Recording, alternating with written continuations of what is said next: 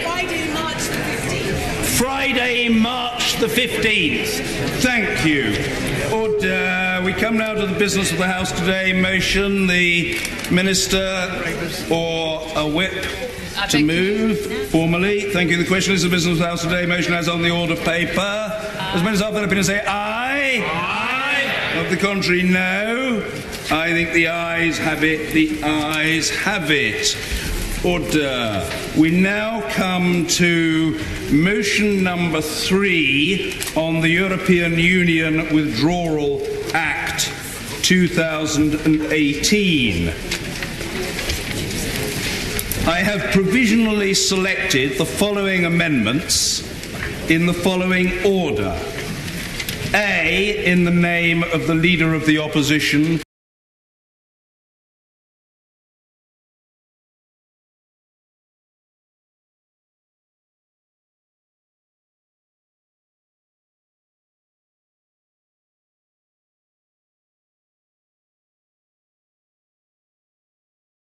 provisionally selected the following amendments in the following order.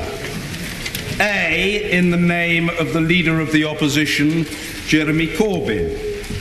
O, in the name of the Right Honourable Member for Ross, Skye and Lochaber, Mr Ian Blackford. G, in the name of the Right Honourable and Learned Member for Beaconsfield, Dominic Grieve. B, in the name of the Right Honourable Member for Normanton, Pontefract and Castleford, Yvette Cooper. J, in the name of the Honourable Member for Leeds West, Rachel Reeves. I, in the name of the Right Honourable Member for Meriden, Dame Caroline Spellman. N, in the name of the Honourable Member for Altrincham and Sale West, Sir Graham Brady. Reference may be made in debate to any of the amendments on the paper, including those which I have not selected. For the benefit of honourable and right honourable members and of those observing our proceedings, let me set out concisely what will happen at the end of today's debate. At 7 o'clock, I will first invite the Leader of the Opposition to move his amendment. If his Amendment A is agreed to, Amendment O falls, and I will invite the Right Honourable and Learned Member for Beaconsfield to move his Amendment G, and so on down the list. If Amendment A is disagreed to, I will invite the Right Honourable Member for Ross, Skye and Lochaber to move his Amendment O.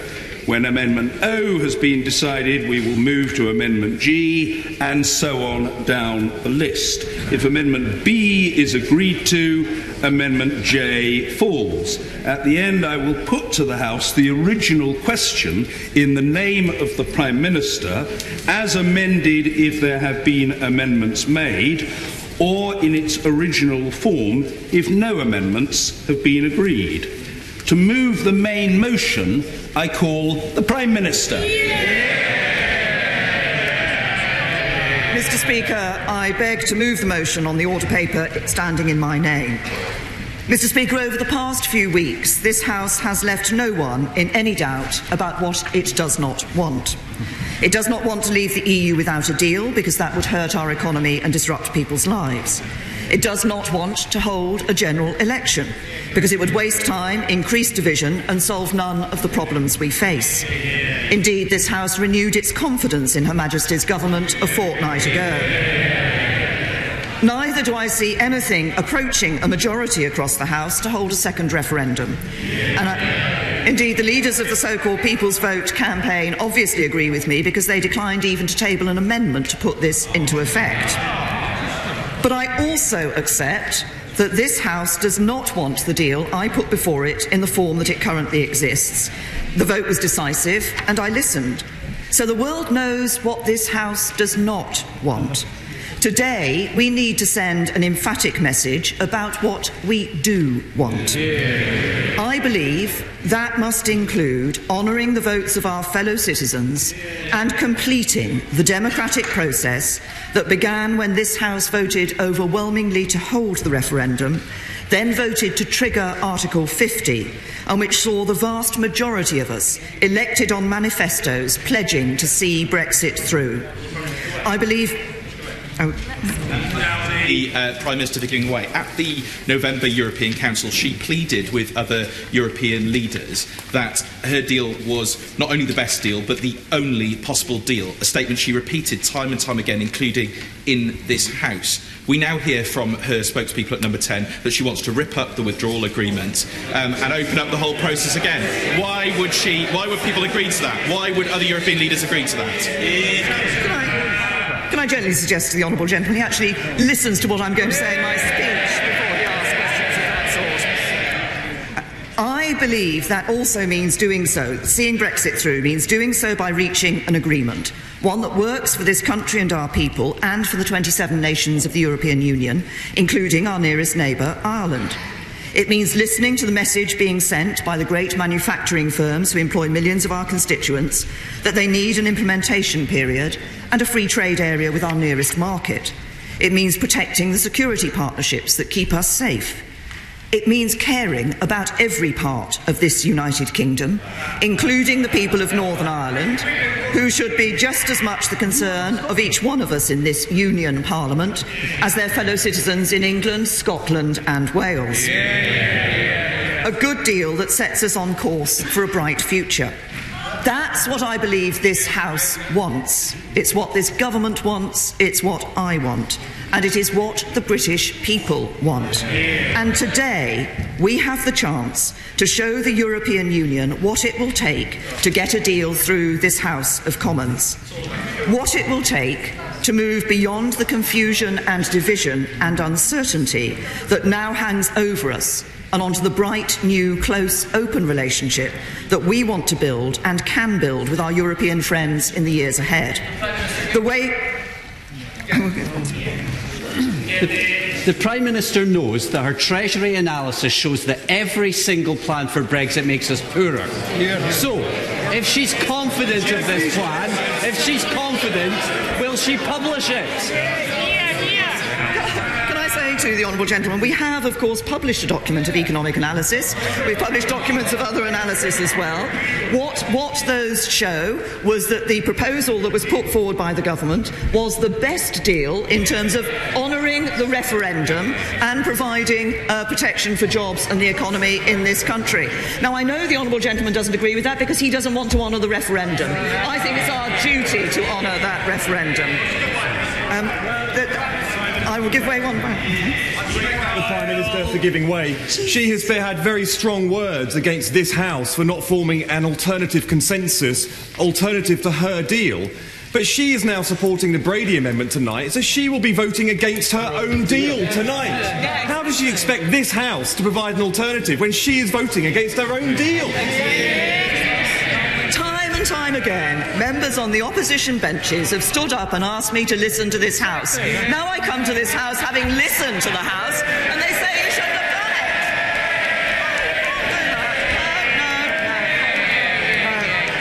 it. So the way to make clear what it will take to move to a situation where we can agree a deal is to reject the amendments that state and restate once again what we do not want, and back instead the amendment that shows what this House needs in order to agree a deal. I give way to my honourable friend. I thank the Prime Minister for giving way. She is absolutely right about honouring the referendum result. Millions of people across the north of England voted in huge numbers to leave the European Union. Many of them went out and re-elected their Labour MPs on a solemn commitment to make good on the referendum. Is it not the case that if any Member of Parliament representing a Northern Leave constituency votes for Amendment B this evening, they will be voting to dishonour the referendum result? Can I say to my honourable friend, I think he makes a very important point. It is up to every member of this House actually to remember the manifesto on which they were elected.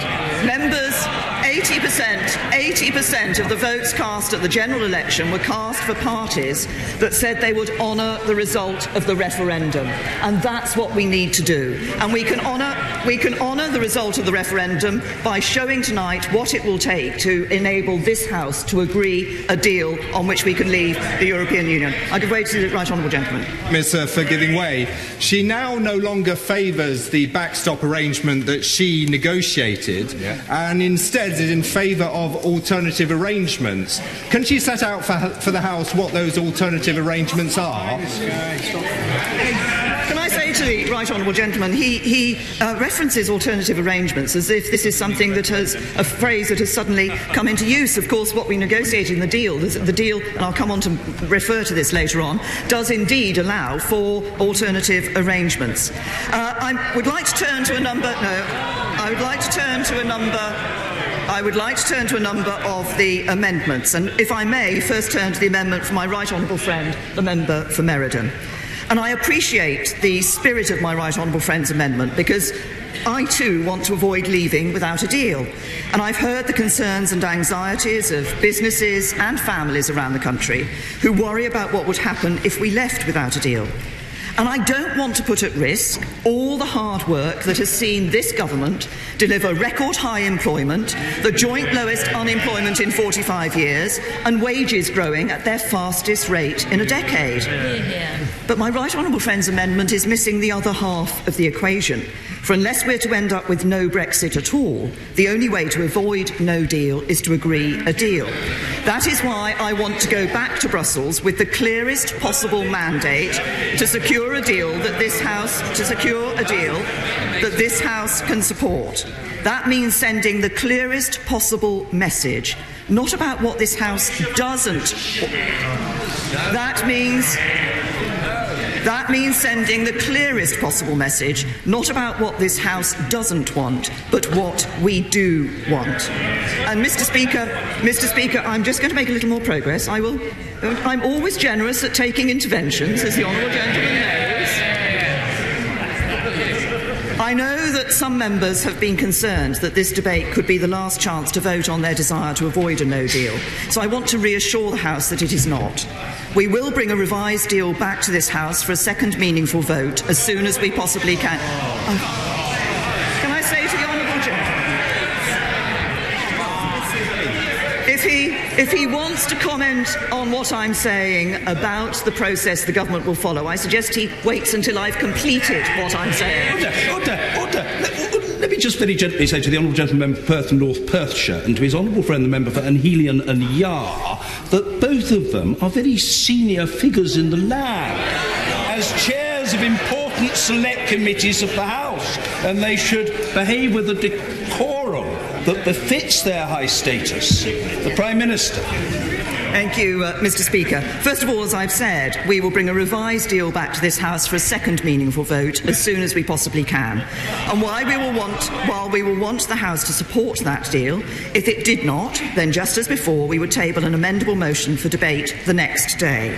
Furthermore, if we have not brought a revised deal back to this House by Wednesday the 13th of February, we will make a statement and again table an amendable motion for debate the next day. So the House will have a further opportunity to revisit this question of leaving without a deal. Today, we can and must instead focus all our efforts on securing a good deal with the EU that enables us to leave in a smooth and orderly way on the 29th of March. I'll give way to the Honourable Lady. I thank the Prime Minister for giving way. She is, of course, right. There is more clarity about what this House doesn't want than to what it does want. But in order to get that clarity about what the House wants, why won't she agree to a series of indicative votes on all the substantive options before us? Not the process, but the substance, including a comprehensive customs union. To the Honourable Lady, she and others, indeed her front bench, had the opportunity to table indicative votes. Did they? No. They tabled something that said, well, what's the answer? Let's have a few more votes in the future, possibly, maybe, if we think it might be useful at some stage. Can I say, I'll give way to them. Minister for Way. This morning there's been some kite flying about a so-called Tory Brexit compromise that would still take Scotland out of the EU and probably require an extension to Article 50 and proposes what has already been ruled out. Isn't that just further emphasise that this Prime Minister's Brexit policy has been about the Tory party first, last, always? My Brexit policy and the policy of the government has been about the vote that took place in 2016 in the referendum and delivering on leaving the European Union. You're waiting. Thank my right honourable friend for giving way on that particular point. Does she agree it's important that we honour the referendum, we honour the vote of 2016, and will she rule out any extension of Article 50 and any wrecking tactics from the party opposite and make sure we leave on the 29th of March? Honourable friend, I absolutely agree that we need to deliver on the result of the referendum. And I will also say to him that when people talk about things like delaying Article 50, actually that doesn't resolve the issue about what deal we should have in leaving the European Union. What we can do today is send a clear message to Brussels about what it is this House wants to see changing in the withdrawal agreement in order to be able to support it. I would like... I'll give way to the right honourable gentleman, then I will relent. Just on the point the Prime Minister was making, because I want to find out what has changed since she said to this House on the 14th of January, just a fortnight ago, she said some wanted to see changes to the withdrawal agreement, a unilateral exit mechanism from the backstop, an end date, or rejecting the backstop. The simple truth is that the EU was not prepared to agree to this, and rejecting the backstop means no deal. Does she still agree with herself? Well, can I say to the right honourable gentleman, if he waits, I'm going to come on to talk about this issue around the backstop, because we retain absolutely our commitment to have a way of ensuring that we deliver on the commitment for no hard border between Northern Ireland and Ireland. But he might have noticed that actually we lost a vote, and we've been listening to members across this House. We've been listening to members across this House. He can't, he and his honourable and right honourable friends say to me that I must recognise that we lost a vote. Yes, that's why we're here, looking at what it will take to ensure we get a deal through this House. I said I would give way to the honourable gentleman. Very, very grateful to the Prime Minister for relenting. She's just about to rip up our backstop, and we're all just wishing she'd get on with it and just tell this House exactly what she plans to do. That involves an agreement with the... That involves an agreement. Order. No, I know the members on the government benches find the honourable gentleman mildly provocative, but the honourable gentleman must... but he's not in an isolated category in that regard, but he must be heard. Pete Wishart. Mr. Speaker, and I'll continue to be mildly provocative if I can by asking this question. This is an agreement with the European Union. Yes. What happens when the European Union say no to her again? Yes. First of all, can I say to the honourable gentleman, the first step in all of this is for the House to make clear what it wants to see in relation to changes. And he says that he wants me to get on and actually talk about what I want to talk about. If he wasn't jumping up and down all the time trying to intervene, I might be able to actually get on with it. So, here we are. Mr. Speaker, I'd now like to turn to the amendment from my right honourable and learned friend, the member for Beaconsfield, and the right honourable member for Normanton, Pontefract and Castleford. Now, I understand the concerns that have led to these amendments being tabled, but I have the most profound doubts about the consequences they would lead to. Both amendments seek to create and exploit mechanisms that allow Parliament to usurp the proper role of the executive. Such actions would be unprecedented and could have far-reaching and long-term implications for the way the United Kingdom is governed and for the balance of powers and responsibilities in our democratic institutions. And I'm sure that as former Ministers of the Crown, both of these right honourable members must know this. So while I do not question their sincerity in trying to avoid a no-deal Brexit, to seek to achieve this through such means is, I believe, deeply misguided and not a responsible course of action. Furthermore, neither amendment actually delivers on the best way of avoiding no deal, which is, as I have said, for this House to approve a deal with the European Union. In the case of my right honourable, just make these points. In the case of my right honourable and learned friend, his amendment would see 6 full days given over to debates and votes on alternative plans, which we could have voted on today. And with just 59 days before we're due to leave the European Union, the way to deliver Brexit and avoid a no deal is to focus all our energies and time on getting a revised deal that both this House and the European Union can agree to support. Thank you, Mr. Speaker. But does the Prime Minister not understand that the reason that we're in this mess is because she chose before to go to negotiate without first commanding the support of a majority of this House? And does she further understand that whether it's the option that's being put forward by her backbenchers or other options, she will need 2 things for that to succeed: time and the opportunity for this House to agree on the negotiating mandate? Those amendments provide time and that opportunity. Why is she opposing them? The honourable gentleman has an opportunity today to agree the, if you like, negotiating mandate for going back to Brussels by supporting the amendment in the name of my honourable friend, the member for Altrincham and Sale. In the case of the right honourable lady... Sorry, I'm going to wait a moment. I'm most grateful to my right honourable friend. She will have seen that the amendment which I've tabled goes solely to process, not to outcome. But isn't it the case that this House has never had a proper opportunity to debate options and to do it in a reasoned way? And what she's asking the House to do again today is to suddenly adopt a measure that the government has signed up to at the last moment and to say that that should be the route that we should take. Surely that illustrates the precise problem that this House has had throughout. And the purpose of my amendment, I make it clear to her, is to give the space to this House to find where the majority lies. And I would commend it. To my right honourable and learned friend, first of all, we have the opportunity today. I and others have been listening and talking to members and right honourable members across this House, not the Leader of the Opposition, who didn't want to come and talk to me about these things, but we've been talking and listening to people about the issues that they have raised. I'm going to go on to mention a number of those issues later in my speech, but one of the issues which has been raised consistently by members is about the backstop.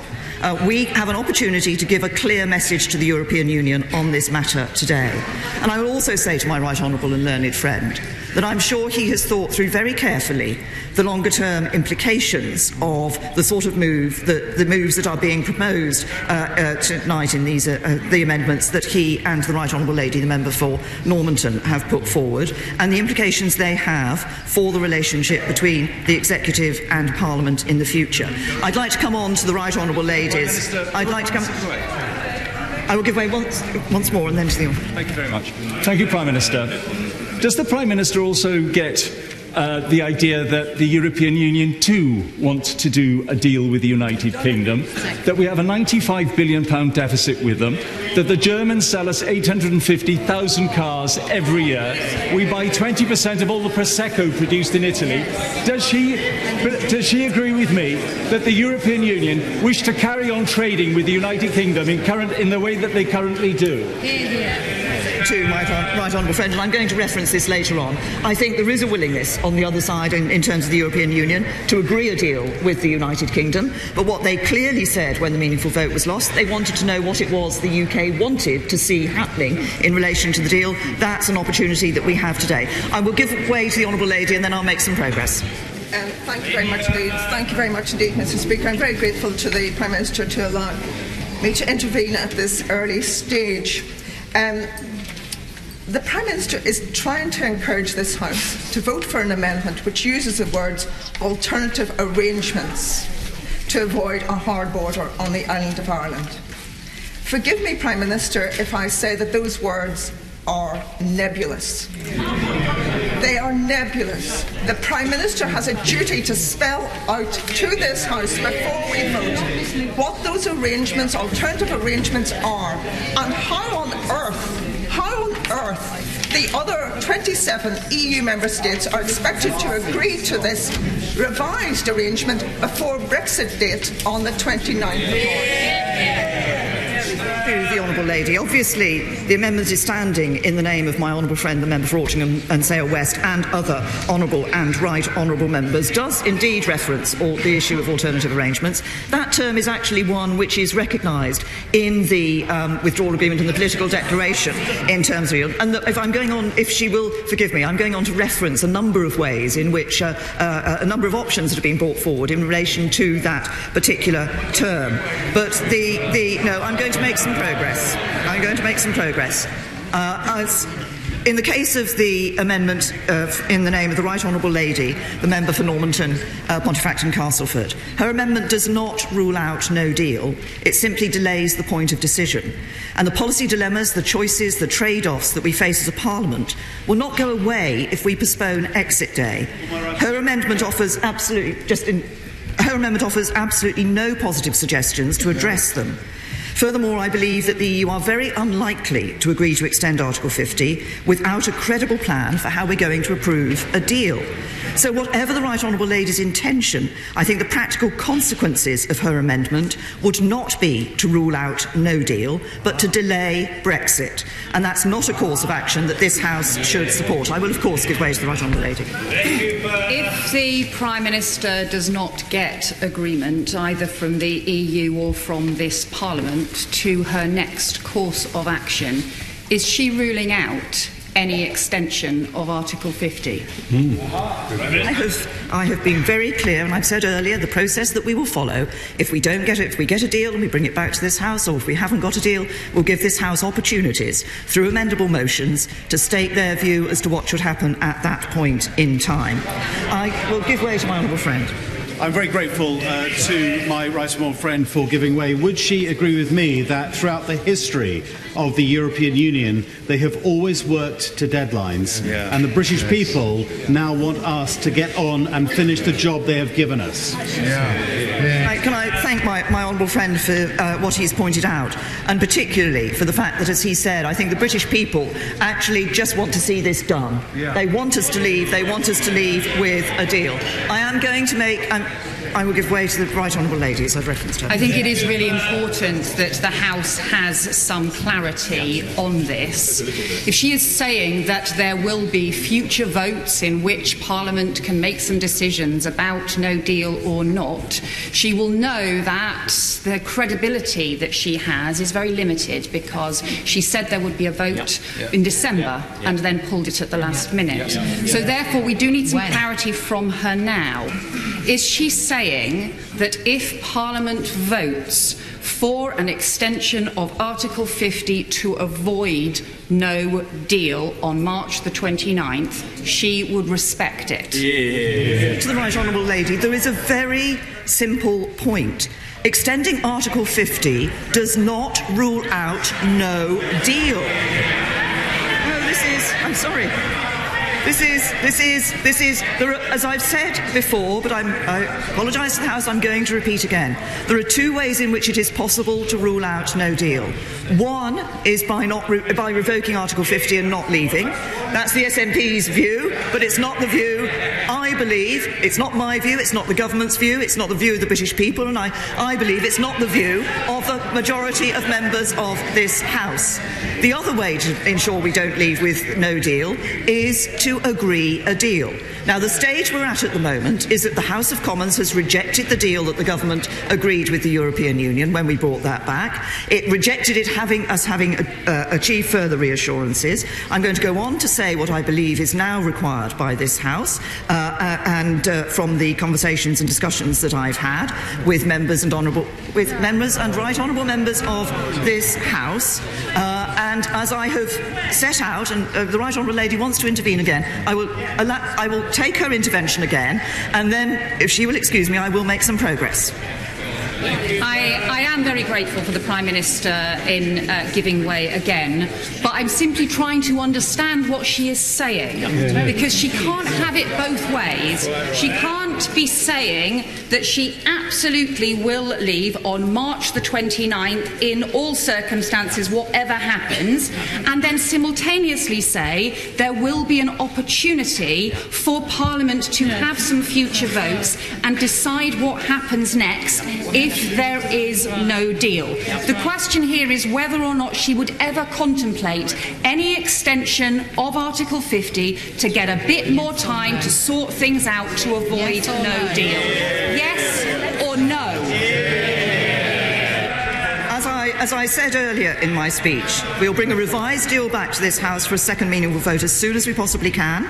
If it was not supported by the House, then we would table an amendable motion for debate the next day. And if we've not brought a revised deal back to this House by Wednesday the 13th of February, we will make a statement and again table an amendable motion for debate the next day. And the Right Honourable Lady references the timetable up to the 29th of March. Actually, this House voted for that timetable when it voted to trigger Article 50. Now, I'd like to move on to the amendment in the name of the Leader of the Opposition, because I'm going to make some progress.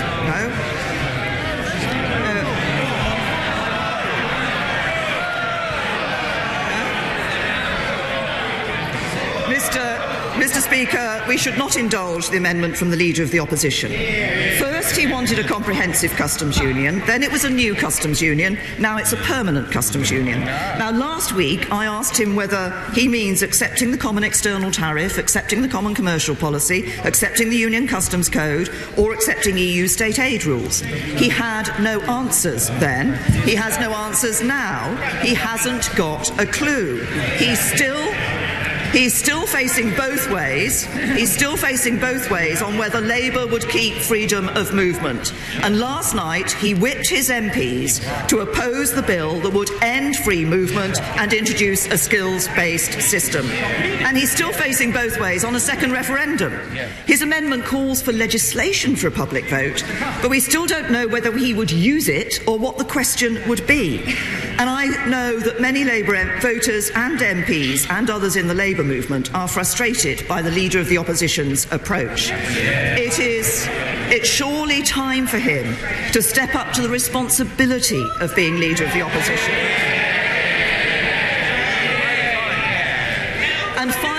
And finally sit down with me and talk about how we can secure support in this House for a deal.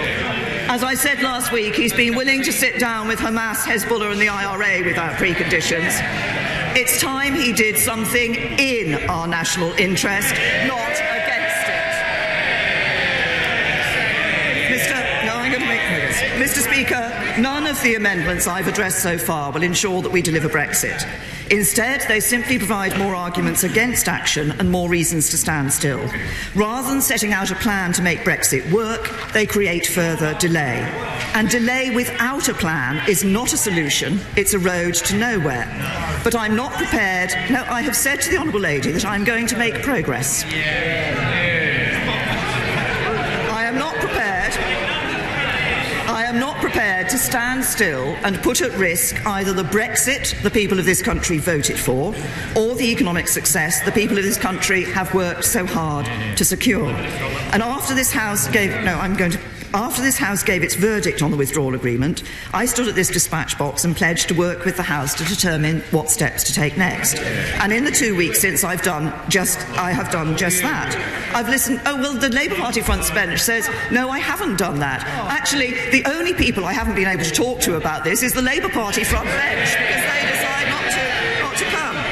So I've listened to the House, I've met with MPs from all parties, spoken with and listened to MEPs, heads of the devolved administrations, senior trade unionists and the leaders of Britain's biggest businesses. And from those conversations, it's obvious that three key changes are needed. First, we must be more flexible, open and inclusive in how we engage this House in our approach to negotiating our future partnership with the European Union. Second, we must and will embed the strongest possible protections on workers' rights and the environment, and the government will not allow the UK leaving the EU to result in any lowering of standards in relation to employment, environmental protection or health and safety. And furthermore, we will ensure that after exit day, the House has the opportunity to consider any measure approved by EU institutions that strengthens any of these protections. As I've set out before, we will consider legislation where necessary to ensure these commitments amendments are binding, and to this end we're having further talks with the trade unions and MPs across the House in the coming days to flesh out exactly how we can ensure that their concerns on these fronts are met. And so my message to Britain's workers in factories, offices, warehouses and right across our country is that you can rest assured that the government will deliver for you. I thank the Prime Minister for giving way. There is a need to give a clear and concise message to the EU and to our nation. The Prime Minister doesn't want a no deal. The businesses in Slough and in the rest of the country do not want a no deal. The unions, which she just mentioned, do not want a no deal. So what is the problem in putting that down in black and white? Prime Minister. In order to deliver what the honourable gentleman wants and ensure we don't leave with no deal, we need to agree a deal. What we are doing today is looking at a series of amendments, and I'm coming on shortly to an amendment that actually sets out a clear view from this House that we can take to the European Union and work to ensure that we can leave with a deal. And this is the third point that has become clear from these discussions. We must address the concerns of this House over the nature of the Northern Ireland backstop. The fundamental concern is that what is supposed to be a temporary arrangement could in fact become permanent, and the message has been unequivocal that this House wants changes to the backstop before it will back a deal. This message, I'm going to explain this position that people have put forward. That message has come from Conservative backbenchers, from opposition members and from our confidence and supply partners in the DUP. That is why I believe it is in all our interests for the House to back the amendment tabled by my honourable friend, the member for Altrincham and Sale West, and the member for South West Wiltshire, and my right honourable friend, the member for Ashford and others. This amendment, I'm going to explain this. This amendment will give the mandate I need to negotiate with Brussels an arrangement that commands a majority in this House. One that ensures we leave with a deal and addresses the House's concerns while guaranteeing no return to the hard border between Northern Ireland and Ireland. What I'm talking about is not a further exchange of letters, but a significant and legally binding change to the withdrawal agreement. Negotiating such a change will not be easy. It will involve reopening the withdrawal agreement, a move for which I know there is limited appetite among our European partners. But I believe that with a mandate from this House, and supported by the Attorney General, the Chancellor of the Duchy of Lancaster and the Secretary of State for exiting the European Union, I can secure such a change in advance of our departure from the EU. So I give way to the right honourable gentleman. I'm very grateful to the Prime Minister for giving way, and can I welcome what she has said about the need to address the issue of the Northern Ireland backstop. She's quite right to emphasise that as the primary problem, and I welcome the fact that she has said in terms that she will go back and seek the reopening of the withdrawal agreement, and she can be assured of our support in trying to find a solution which avoids any hard border on the island of Ireland, but also avoids any borders within the United Kingdom.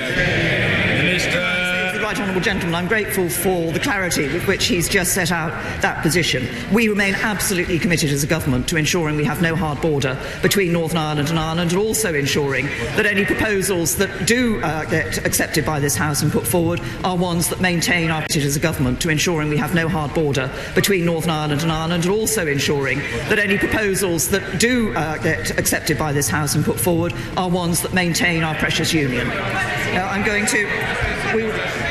I'll give way. I thank the Prime Minister very much indeed for giving way. I agree with her that the best way to avoid a no deal is to put an agreement in place. And she'll be aware that on these benches some very surprising members with very different Brexit views have been coming together to come up with some proposals. We're very grateful for the time that she's engaged with us. It'd be nice to have been told. Will she undertake to ask her officials now to take forward these proposals, to consider them seriously and to put them on the table as a way perhaps of fleshing out these alternative arrangements that she is talking about? Prime Minister. In fact, my right honourable friend actually anticipated what I was going to go on to speak about in her question. If I can just say this, first of all, that what we'll be focusing on is delivering specific changes that will address the concerns of the House. And I'm looking at a range of ways to achieve this. And as my right honourable friend has just referenced, she and my honourable friends, the members for Wickham, North West Hampshire and North East Somerset and others have worked to bring forward a serious proposal that we're engaging with sincerely and positively. And I give just a moment. I will take some more interventions, but just a moment. And I can give my honourable friend the confirmation that we will sit down and work through, in the way that she has suggested, the proposal that has come forward. I give way to the honourable lady. 17.4 million people voted for Brexit. The idea that they were duped into doing so is absolute nonsense. So Brexit but it must be a Brexit that protects jobs in my constituency and beyond. And unions and bosses tell me that that requires a permanent customs union or arrangement. Why won't you listen on that? Minister! Can I say to the honourable lady, she's absolutely right about ensuring that we deliver on the vote of those 17.4 million people, and I want to deliver on that with a deal that does protect jobs. And what we need to ensure is that as we look to the future relationship, we have the in that free trade area and in the customs arrangements we have, that we remember the necessity of ensuring that we protect those jobs. What I've also heard very clearly from honourable members on all sides of this House, and of course from the trade union leaders that I've spoken to, is this issue about ensuring that we protect workers' rights. And as I've just indicated, we are committed to doing so. Can I say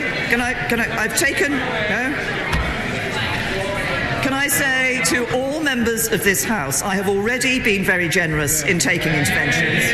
I am sure there are many members of this House who wish to contribute to this debate, and so I will make progress. Can I say to my honourable friend, the member for North East Somerset, as I have just referenced him in my speech, I will give way to him. I'm very grateful to my right honourable friend, and may I thank her for her very clear assurances that the withdrawal agreement text will be reopened, that she will be considering what has been called the Malthouse Compromise. May I ask for one more promise that any further detailed agreement will come back and will not be deemed to have been ratified by the amendment by my right honourable friend, the member for Altrincham and Sale West? Can I give my assurance? It does have to come back. It will come back to this House. It has to come back to this House. And legally, ratification of the agreement can only actually take place. It is the act of passing the WAB, the bill, that will be the ratification moment for any arrangements. I will take one more intervention from the honourable lady on the for giving way. She's repeatedly referred to protecting workers' rights post-Brexit. Can I take her back to 2017 and my bill that was specifically about protecting workers' rights when we leave the European Union on the 29th of March? Can I ask her why it wasn't adopted then, and if she's so committed to it, will she meet with me to discuss the elements of that bill that she's prepared to adopt going forward? Prime Minister. To the honourable lady, we are looking at ways in which we can give that assurance in relation to workers' rights, and as I said, we are looking at where legislation would be appropriate, where legislation would be necessary. I'm happy to meet with her and go through that issue.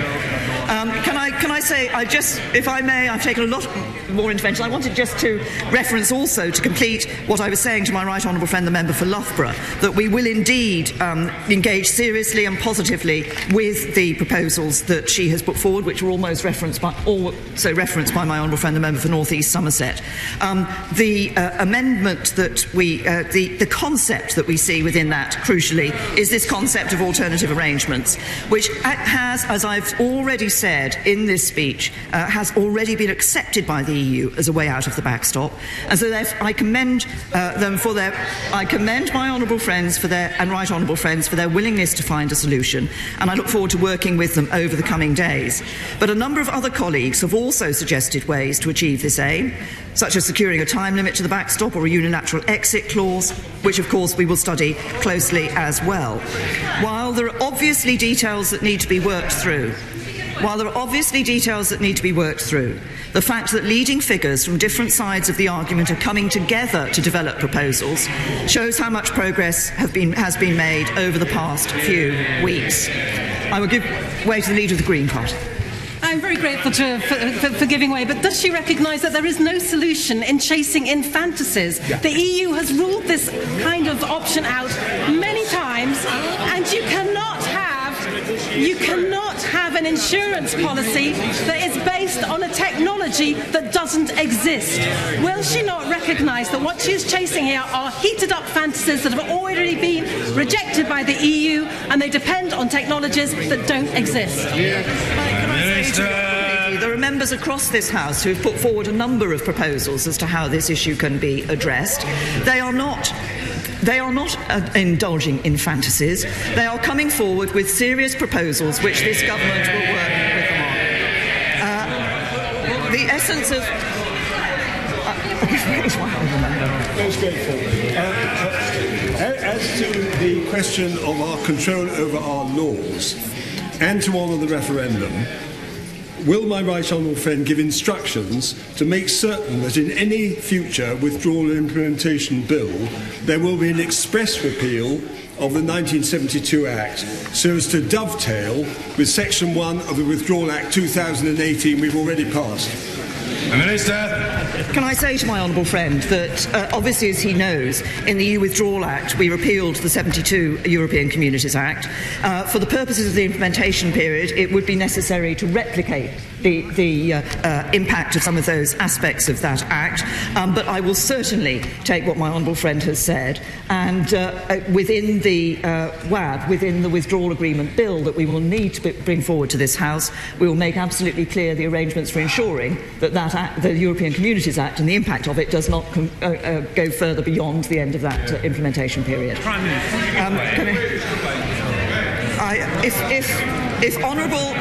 If honourable members will just excuse me for a minute, I will take some more interventions. I will take some more interventions in the future. I will take some more interventions in a little while. But if I can just make the point that the essence of any negotiation is to find a mutually acceptable solution, and that's the spirit in which both sides have consistently approached these negotiations, and that is the spirit in which I will engage with our partners if this amendment passes. And some say that there's no point. I think I'm hearing that from some of the interventions from a sedentary position and elsewhere. Some say there's no point even trying to achieve any change, and that the EU simply won't budge under any circumstances. But in the 2 years since this House voted to trigger Article 50, the EU has made concessions in many areas of the negotiations where people said no ground would ever be given. And today, neither side in this negotiation wants to see the UK leave without a deal. The simple fact is that the deal I reached with the EU has been rejected by this House. In response, the EU has asked us what we do want, what this Parliament will accept, and this is Parliament's opportunity to tell them. I give way to the Honourable.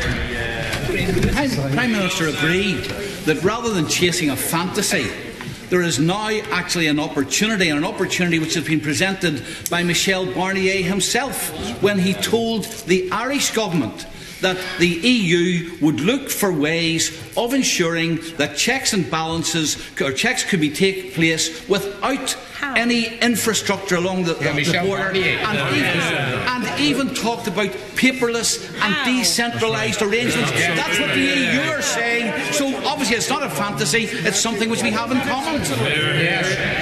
Prime Minister. And these are issues exactly which we want to work on, and a number of proposals that have been put forward. But what matters today is that Parliament makes it clear to the European Union that this issue of the backstop is the one that needs to be dealt with. This is Parliament's opportunity to respond to the European Union, who have said that they want us to tell us what we want, and this is our opportunity to tell them. This is not the second meaningful vote. As I've said and repeated, we'll bring a revised deal back to this House for just such a vote as soon as possible.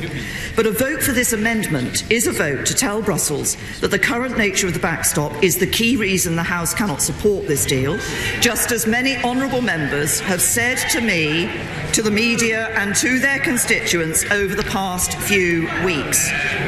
A vote against this amendment does the opposite.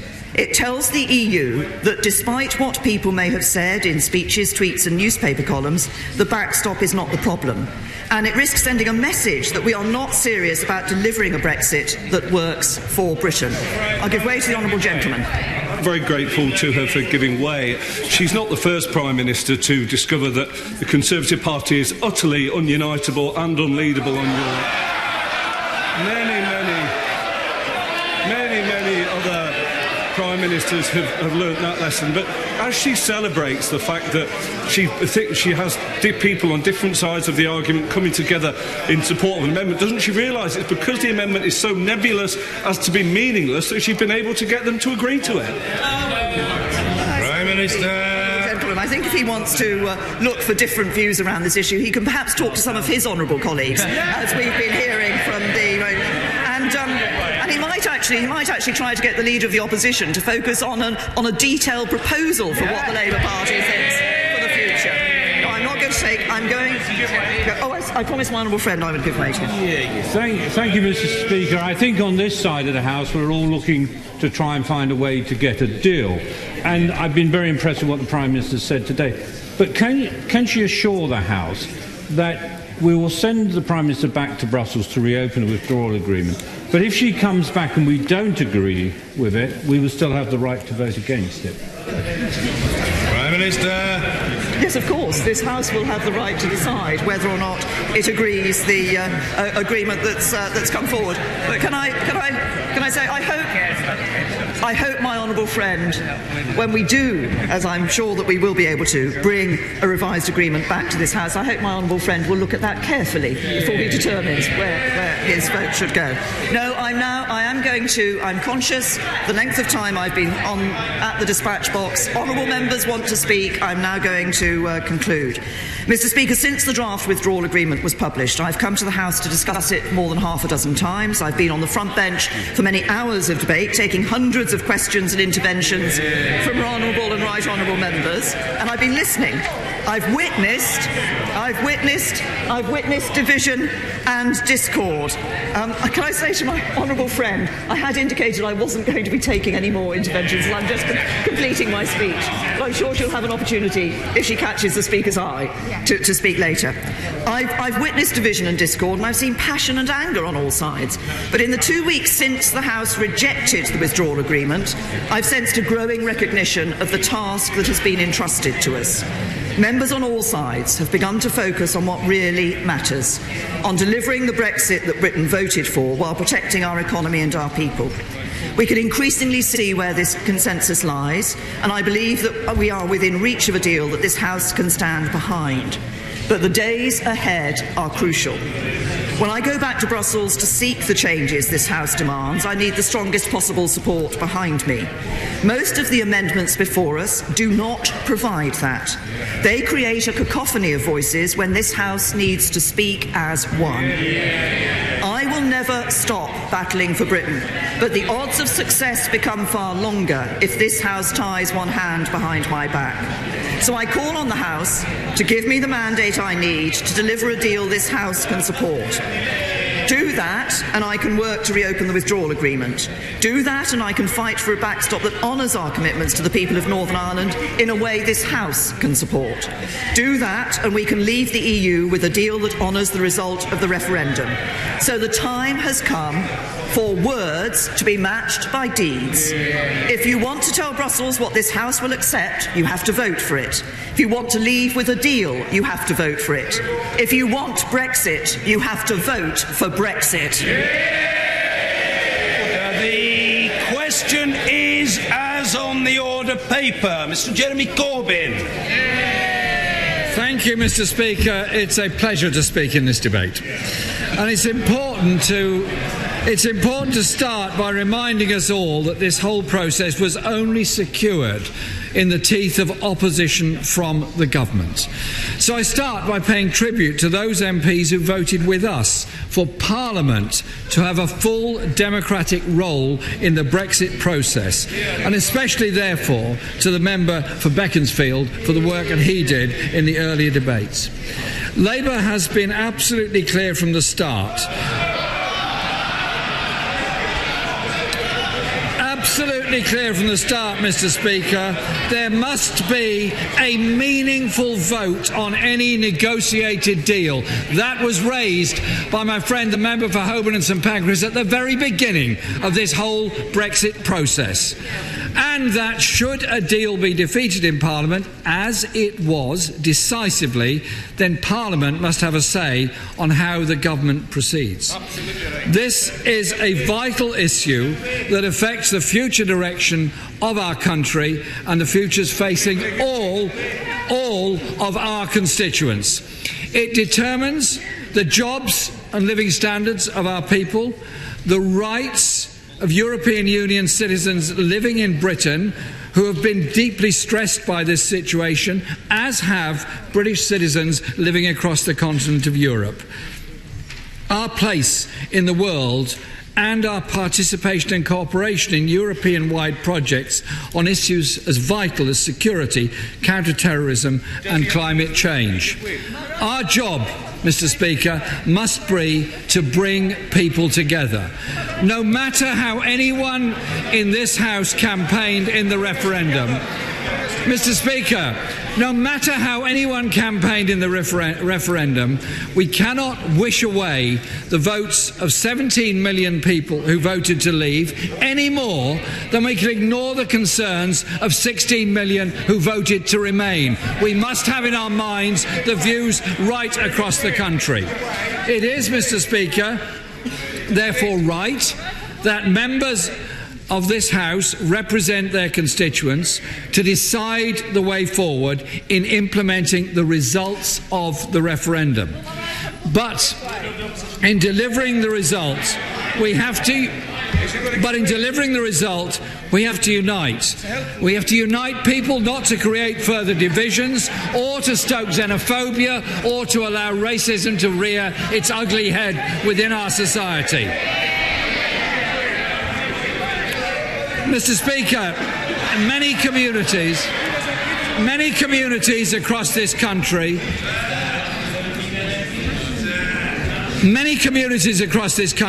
have been neglected for far too long, lacking decent investment with too few. Order. The person who has the floor chooses whether, and if so when, to give way. That's the situation. It's very clear and it cannot be contradicted. That's all there is to it. Jeremy Corbyn. Mr. Speaker, what I was saying was I will give way later on to a small number of people because I want this.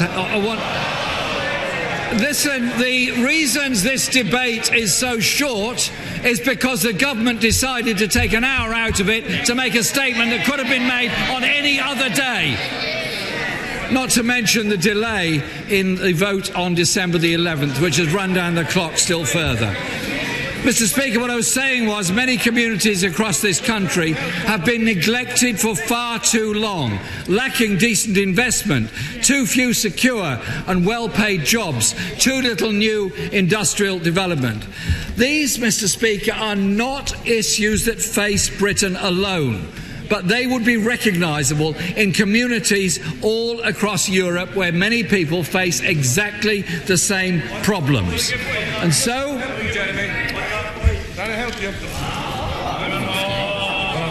I'm very grateful. Contradictory, confused or claptrap? Which of those C's best suits the description of the Right Honourable Gentleman's policy at the current time? Mr. Speaker, this is a serious debate, and I don't think the honourable member's intervention has done anything to raise the standard of debate. Mr. Speaker, it's quite clear to me that the first duty we have is to block a disastrous no deal. And I hope that amendments to that effect will indeed be carried by the House later this evening.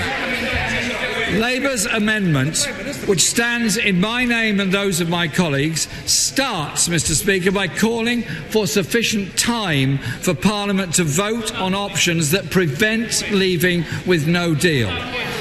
But Whatever happens in the votes that follow, it has now become inevitable that the government will have to extend Article 50 in any scenario. If amendments intended to rule out no deal are defeated, and if this government is serious about keeping the threat of no deal on the table, then it's not even close to being prepared, and the exit date would have to be extended. No deal on the table, then it's not even close to being prepared, and the exit date would have to be extended. And even if the Prime Minister's deal were to somehow achieve a majority in this House next month, there is no chance that the necessary legislation, primary legislation, and an extensive category of secondary legislation — I believe there are over 600 statutory instruments — could clear this place between now and the 29th of March.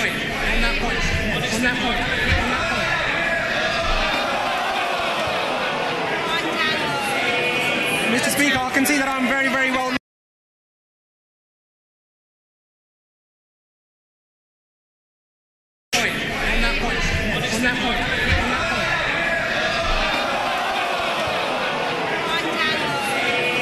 Mr. Speaker, I can see that I'm very, very well liked here. Would my right honourable friend, the Leader of the Opposition, agree that clear, close and collaborative, that is the relationship which his amendment is proposing, and that is why we need a customs union, which is exactly what which the unions, which Labour members and others are telling us, that we need a customs union with our neighbours. I thank my friend for that intervention, and of course he's right. If we're to protect jobs and industries, maintain living standards, then of course there has to be a customs union. But as I was saying, Mr. Speaker, there are...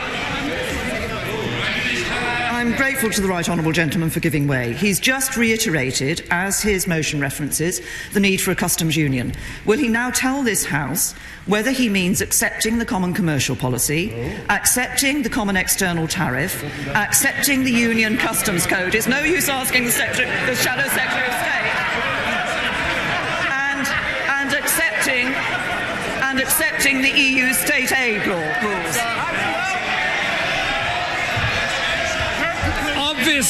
Obviously, Mr. Speaker, a customs union would be negotiated, would be inclusive, and would be designed to ensure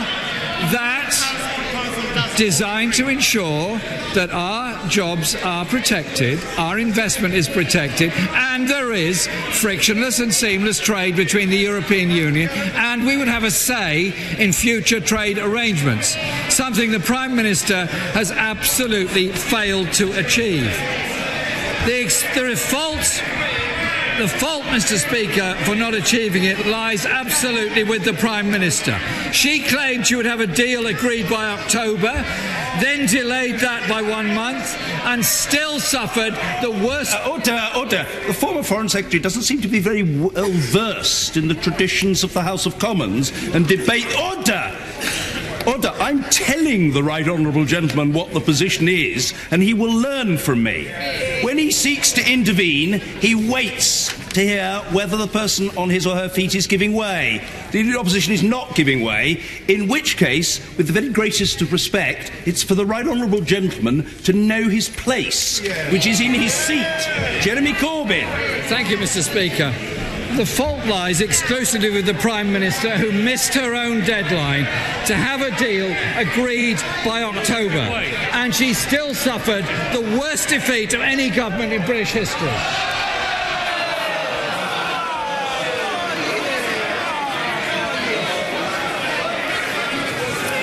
Can I thank my right honourable friend? Listen, I'm not sure how people in this House believe this will be received by the public watching TV.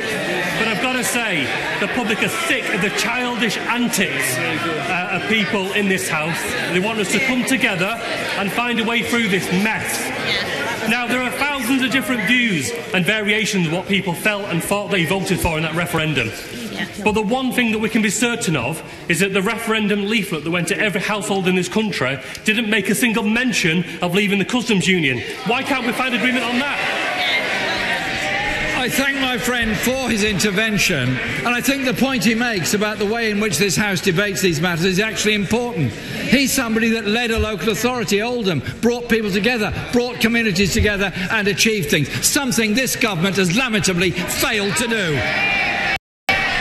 And if the Prime... Order. Point of order, Mr. Michael Fabricant. Mr. Speaker, I think the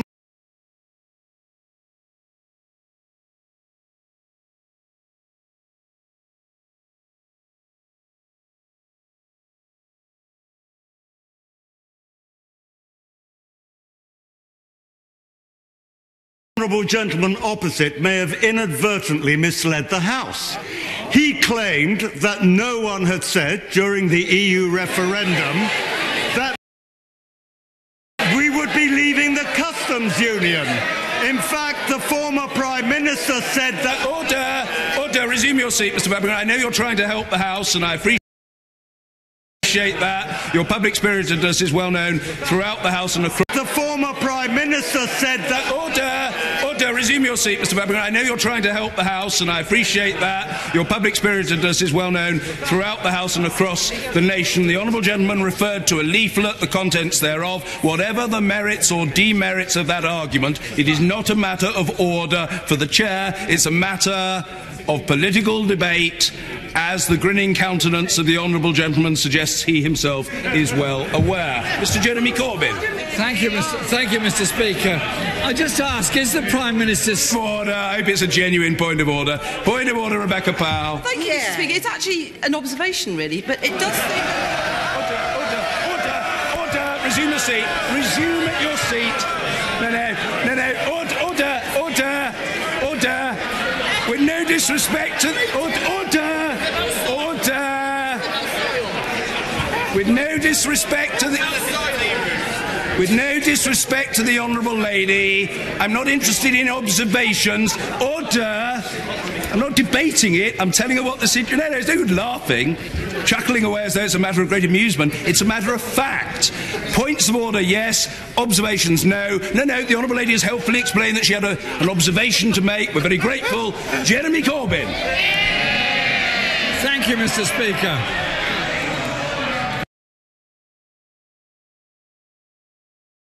Point of order. The honourable gentleman does know parliamentary procedure. Point of order, Mr. Jacob Rees-Mogg. Speaker, this is a genuine point of order. I wonder if you could guide the House in how members refuse interventions, because I think the reason there is so much noise is it's not clear whether the right honourable gentleman has heard the intervention or not, and your guidance, I think, would be extraordinarily helpful. Order. I'm very grateful to the honourable gentleman. If I understand his point of order correctly, has heard the intervention or not, and your guidance, I think, would be extraordinarily helpful. Order. I'm very grateful to the honourable gentleman. If I understand his point of order correctly,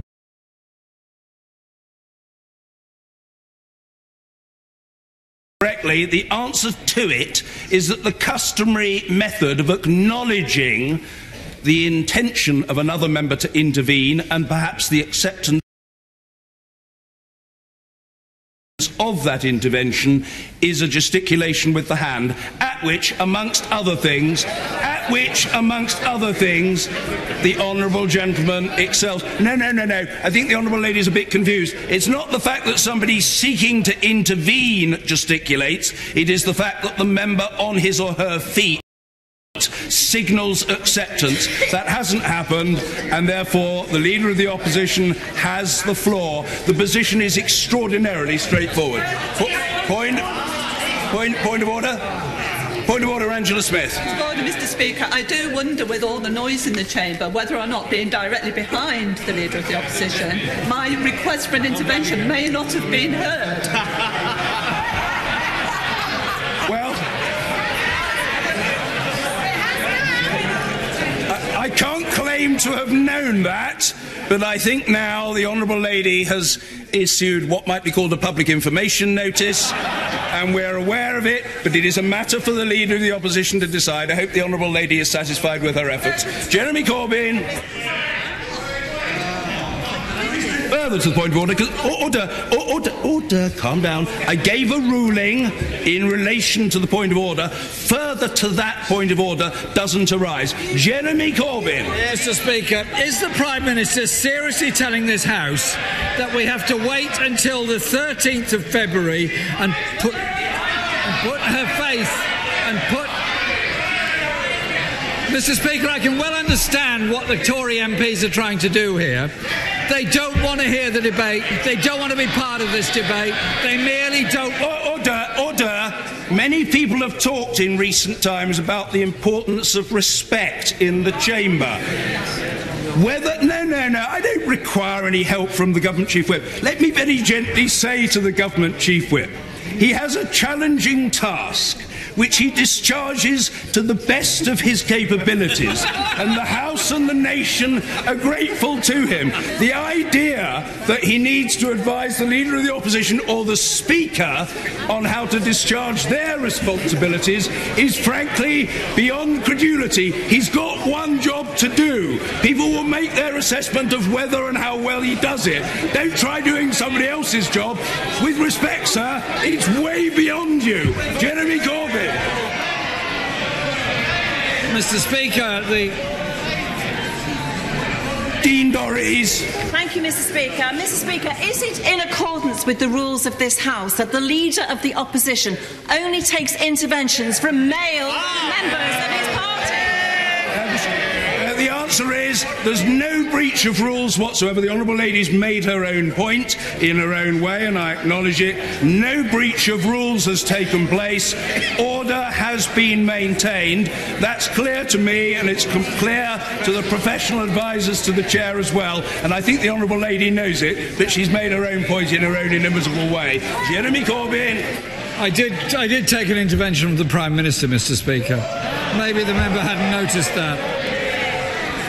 Is the Prime Minister seriously telling the House to wait until February the 13th and put their faith in her doing negotiations in a couple of weeks that she's failed to do over the past 2 years? And one really wonders how many more ceremonial baubles, promises of ermine will be handed out in vain in an attempt to cajole Conservative MPs to vote for a deal that has been overwhelmingly rejected by this House. The Prime Minister says a second referendum would be like asking the public to vote again until they give the right answer. But so far, that is precisely what she's asking this House to do. Mr. Speaker, Labour will today back amendments that attempt to rule out this government's reckless option of allowing the UK to crash out without a deal. Everyone bar the Prime Minister accepts that this would be disastrous. The CBI says that, and I quote, the projected impact of no deal on the UK economy would be devastating. Just yesterday, the Federation of Small Businesses called on members of this House to block no deal. And the TUC, representing millions of workers, is opposed to no deal, as its General Secretary, Francis O'Grady, discussed with me last week. Every opposition party in this House is opposed to no deal. Many members opposite, even frontbench and cabinet members opposite, are opposed to no deal. Let me quote the Chancellor, who said recently, "I clearly do not believe that making a choice to leave without a deal would be a responsible thing to do. So presumably he too wants no deal ruled out." Mr. Speaker, I'm making progress. Mr. Speaker, I'm making progress. Mr. Speaker, the Home Secretary...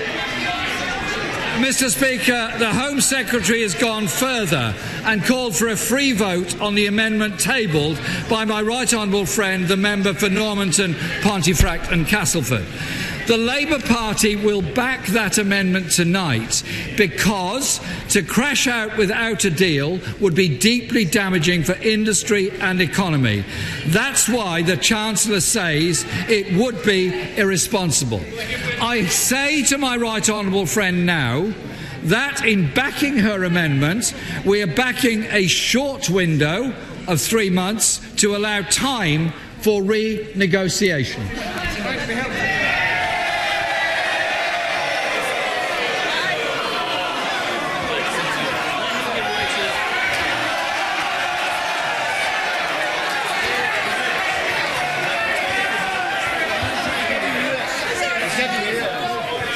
Is my honourable friend giving way or not? Will my honourable friend give way? Yvette Cooper.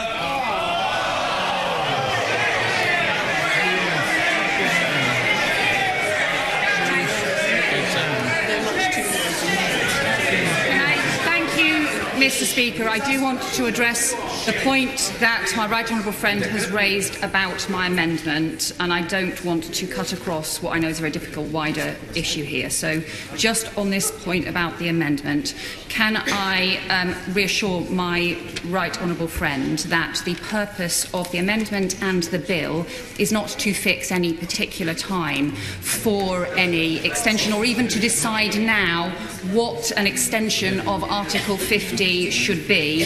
It is actually simply to give the House the ability to do so at the end of February, and I agree that nobody wants to see any unnecessary delays. I thank my friend for that, for those remarks and the spirit with which she's made them. And quite clearly, her amendment does have the effect of ruling out no deal on the 29th of March. And that surely is something that should be good and important to this House. Because it will not be any comfort after the 29th of March to say, I told you so, when the lorries are backing up on the M20, when cancer patients can't get medicines, and when prices are rising in our shops. So tonight, Mr. Speaker, we have the opportunity to take no deal off the table. And, Mr. Speaker, when the Prime Minister invited party leaders for talks, I said to the Prime Minister she must first remove the threat of no deal. If the House today votes to remove the immediate threat of crashing out without a deal on the 29th of March, as I fervently hope it does and will, then I will be happy to meet the Prime Minister to discuss a sensible solution that works for the whole country, which is what the Labour Party wants to achieve. Many of the amendments tabled, Mr. Speaker, including those in the names of my friends, the member for Leeds West and for Birmingham Erdington, and the member for Meriden, advocate delaying Article 50 to give Parliament more time to break the impasse and avoid the dangers of no deal. If this House votes for any of those amendments, then the Prime Minister must accept that an extension to Article 50 is a responsible measure to allow time for real renegotiation and find a deal that can win the support of this House.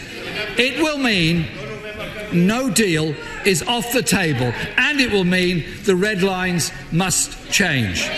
The primary part, I'm making progress if I may,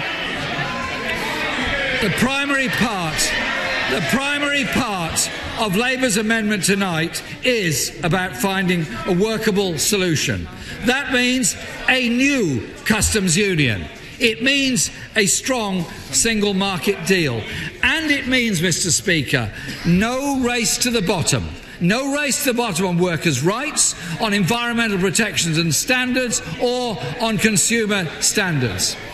The EU chief negotiator, Michel Barnier, has been clear, and I quote, unanimously, the European Council have always said that if the UK chooses to shift its red lines in the future and go beyond a simple free trade agreement, then the EU will be immediately ready to give a favourable response. And we understand that just this weekend, the EU Commission President told the Prime Minister that accepting the case for a permanent customs union would help to solve the issue of the backstop arrangement. Indeed, Ireland's Europe Minister made exactly this point at the weekend, saying that the backstop is there because of the red lines put down by the UK at the beginning of this process. Today, Mr. Speaker, we understand the government is backing the amendment in the name of the Right Honourable Member for Altrincham and Sale West. The Prime Minister said as much, requiring changes to the backstop. But still, we have no clarity on what changes they are or which red lines will change to allow that to happen.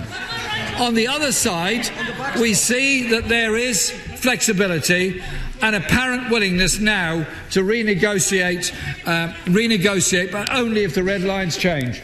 I thank my right honourable friend for giving way on that point, and does he share my puzzlement after listening to the Prime Minister for well close to an hour, and after many people ask this question, that we are still no nearer any detail on what the phrase alternative arrangements means, except that the Prime Minister said they were arrangements that were alternative. I thank my friend for that intervention. In reality, Mr. Speaker, we're witnessing this long, slow decline of this government as they run down the clock on this. They put off the vote.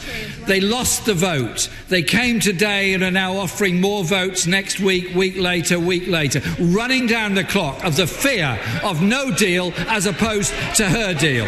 So when her deal was defeated 2 weeks ago, the Prime Minister is still to answer the question as to which of her red lines she's prepared to change or even just be flexible on. So it is clear, Mr. Speaker, the obstacle to a solution is the Prime Minister. She's refusing to accept the clearly stated will of this House, which has decisively, in parliamentary record vote numbers, defeated her deal, and is equally clear in its opposition to a disastrous no deal, which I hope and expect will be reiterated tonight. Mr. Speaker, I'm going to make progress. Mr. Speaker, in the absence of any leadership from the Prime Minister, then solutions are being put forward across this House. There are those advocating Norway Plus or a Common Market 2.0 have worked on a cross-party basis, and I pay tribute to the members for Grantham and Stamford, Harlow, Aberavon and Manchester Central. They are clear that not only do we need full access to the single market, but a customs union too. That is why a new, comprehensive and permanent customs union has long been Labour's policy. It is a pragmatic solution that helps to deliver the Brexit that people voted for, to deliver the frictionless trade that the Prime Minister once promised, that helps to deliver a solution to the Irish backstop, and that helps to deliver a majority across the House for a deal. So far, the Prime Minister has, Mr. Speaker, only doubled down on her own defeated deal, saying last week at Prime Minister's question time that her deal delivers, and I quote, the benefit of customs union and the benefits of our own trade policy. It does no such thing. The political declaration fails to deliver on the Chequers' promise of frictionless trade. It does not even guarantee tariff-free trade. It means we lose 40 to 50 trade agreements we have through the EU. Yes? Can I ask the right honourable gentleman, why is he scared to take an intervention from the member for Penistone and Stockbridge, a member of the Labour Party for 37 years?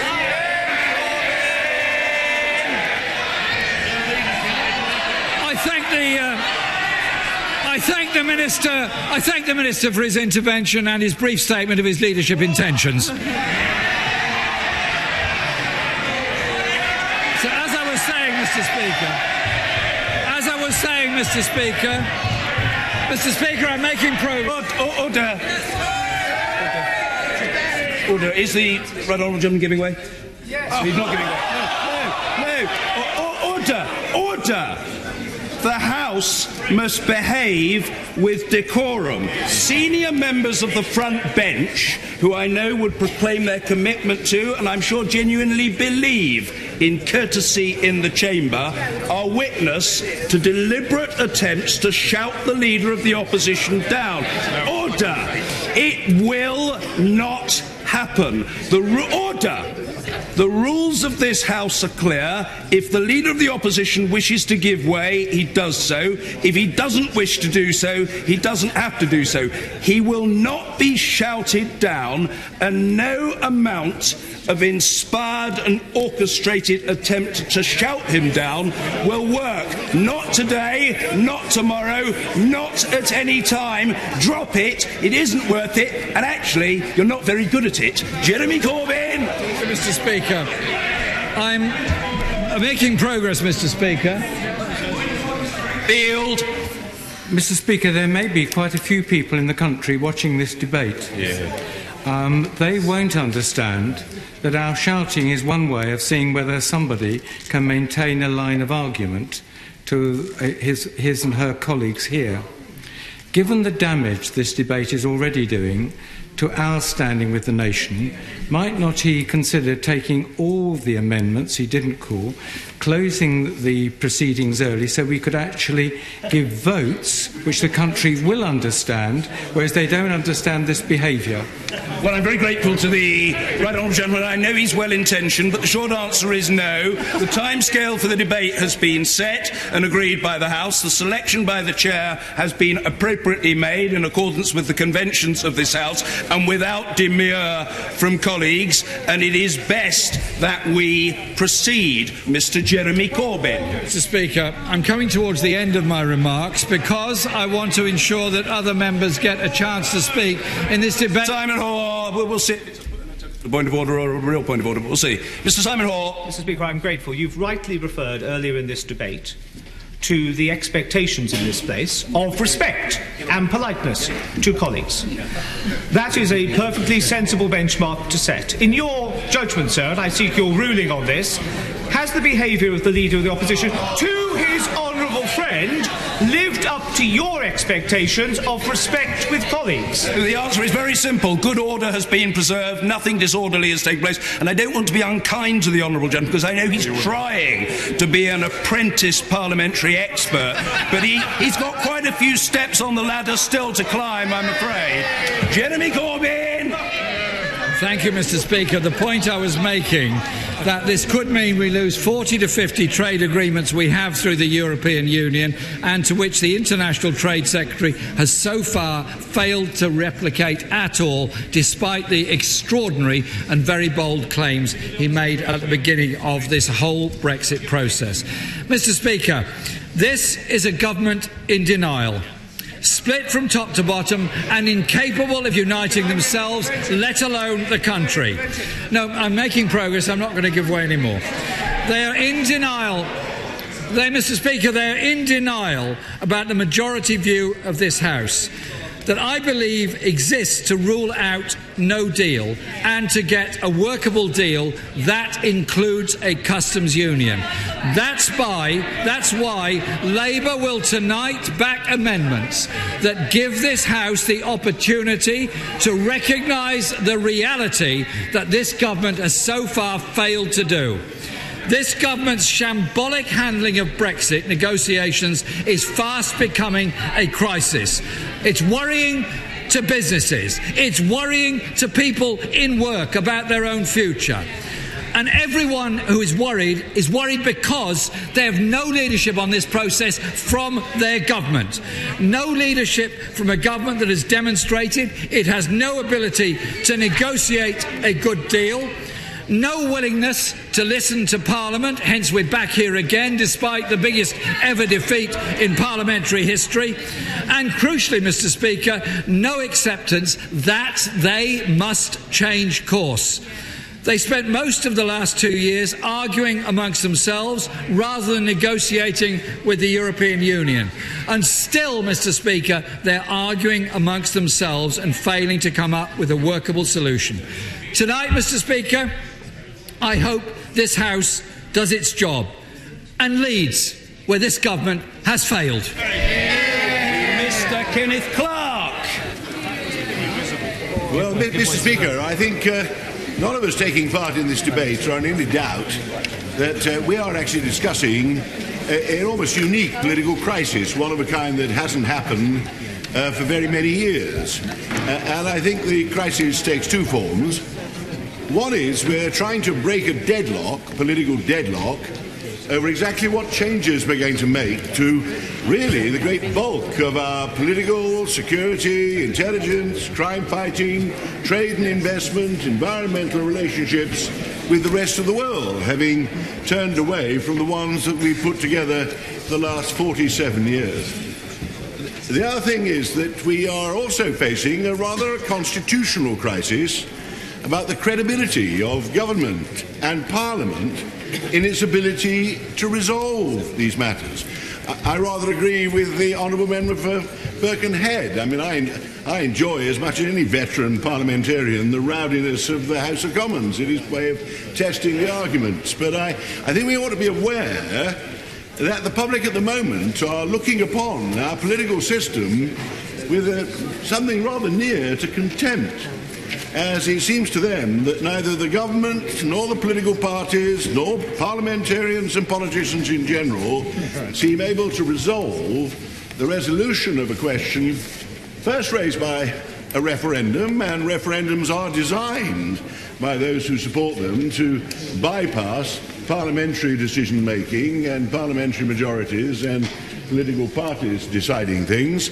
And we really do need to settle down, perhaps, if the government gets its way, in the next few weeks, less than 60 days, in deciding how we're going to come to conclusions about the way forward. Now, I want to concentrate, because most of my views on these amendments I've put forward in the many debates we've had already, and many other people want to speak. So I suspect a high proportion of the House could guess which way I'm going to vote on the amendments that the Speaker has chosen, and probably far too many have had to listen to my arguments as to why I had that read. I'll touch on the end.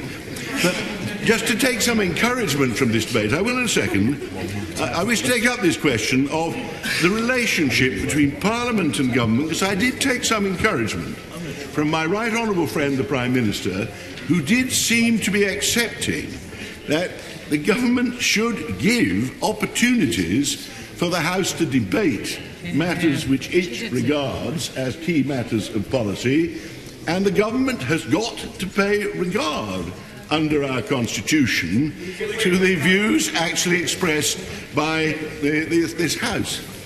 Very grateful to the learned and honourable gentleman. He and I have an amendment down which was not called, which was to give this House the chance to vote on the various options.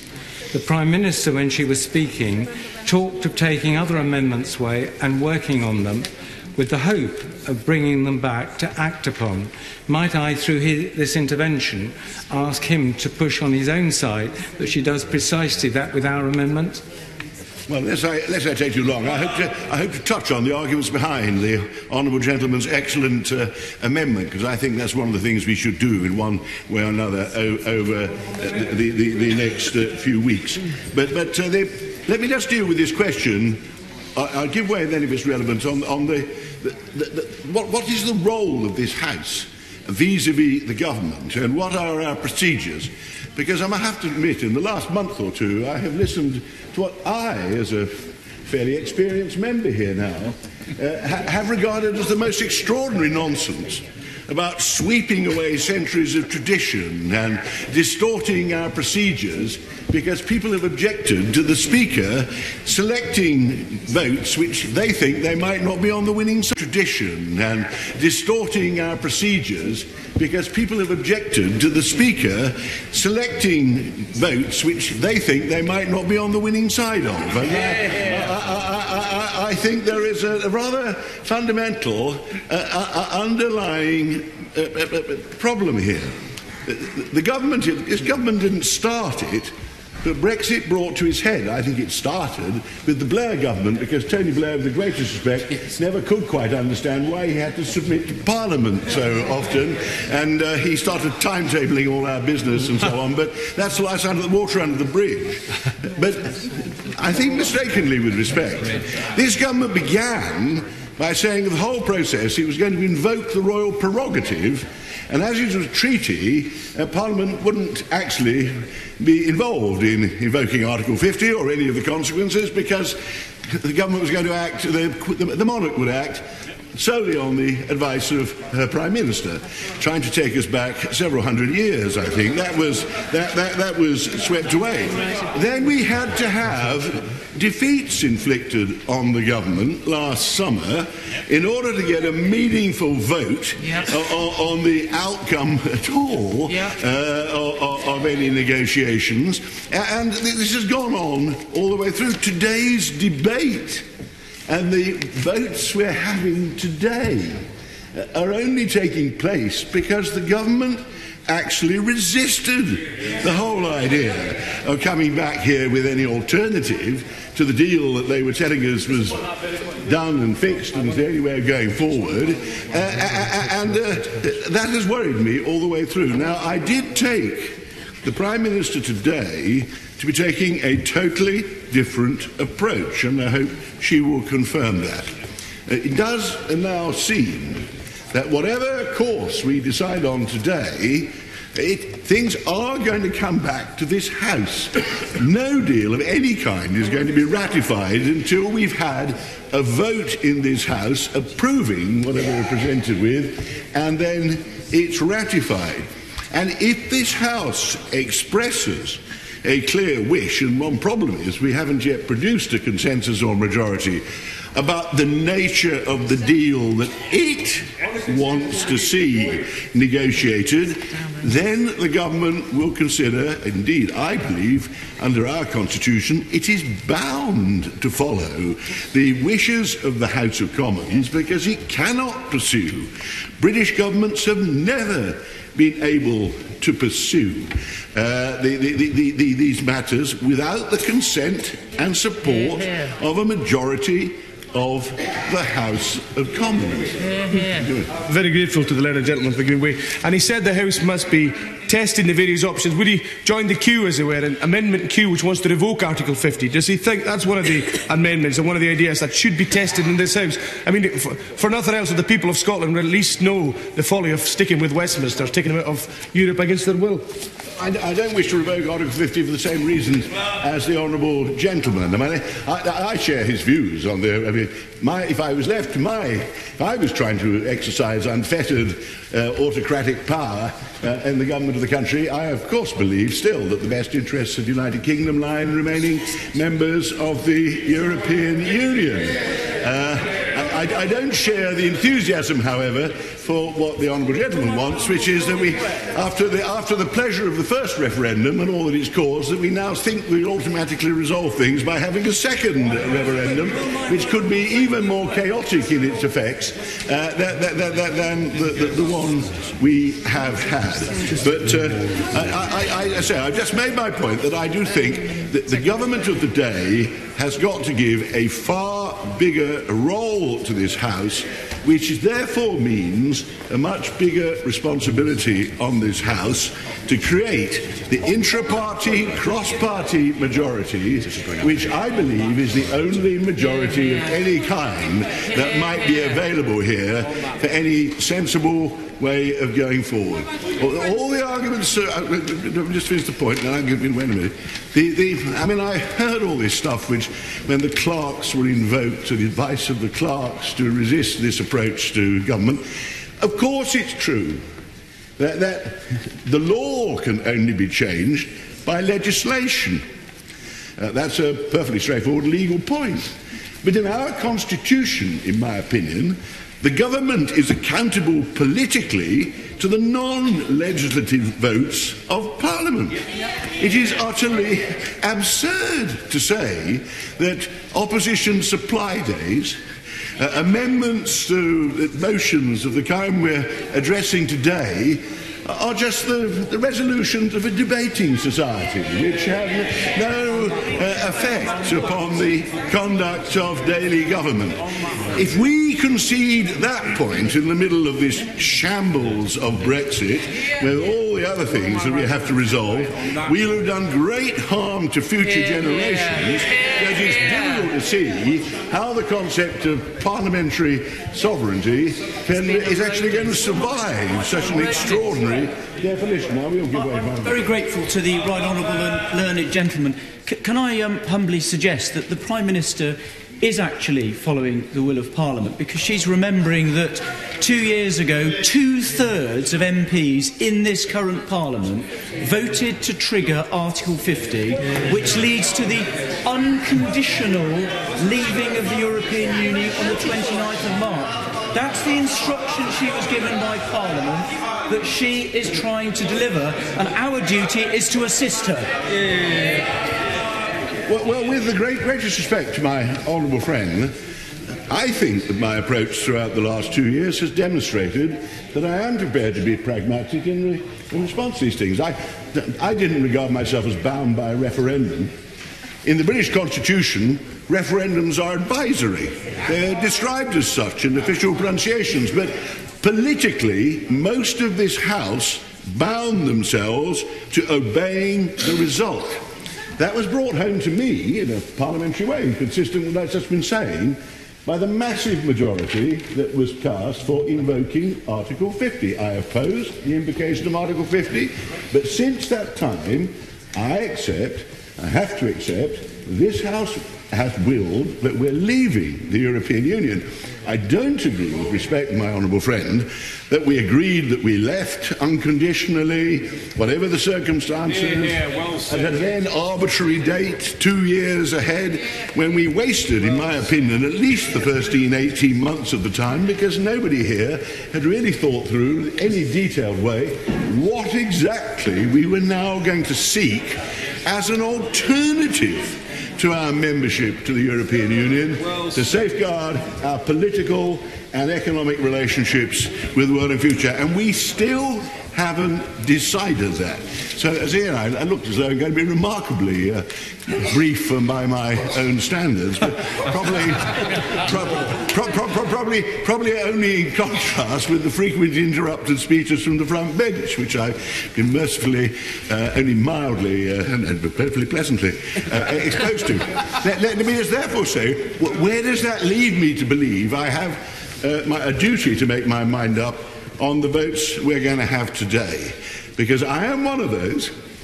I voted for withdrawal on the withdrawal agreement. That was, in my lifetime, the first time I've ever cast any kind of vote contemplating Britain leaving the European project and leaving the European Union. The agreement, I thought, was perfectly harmless, perfectly obvious, could have been negotiated years before. Citizenship rights, legally owed debts that obviously we're going to honour, and also an arrangement that protected the Irish border, our treaty commitment to a permanently open border.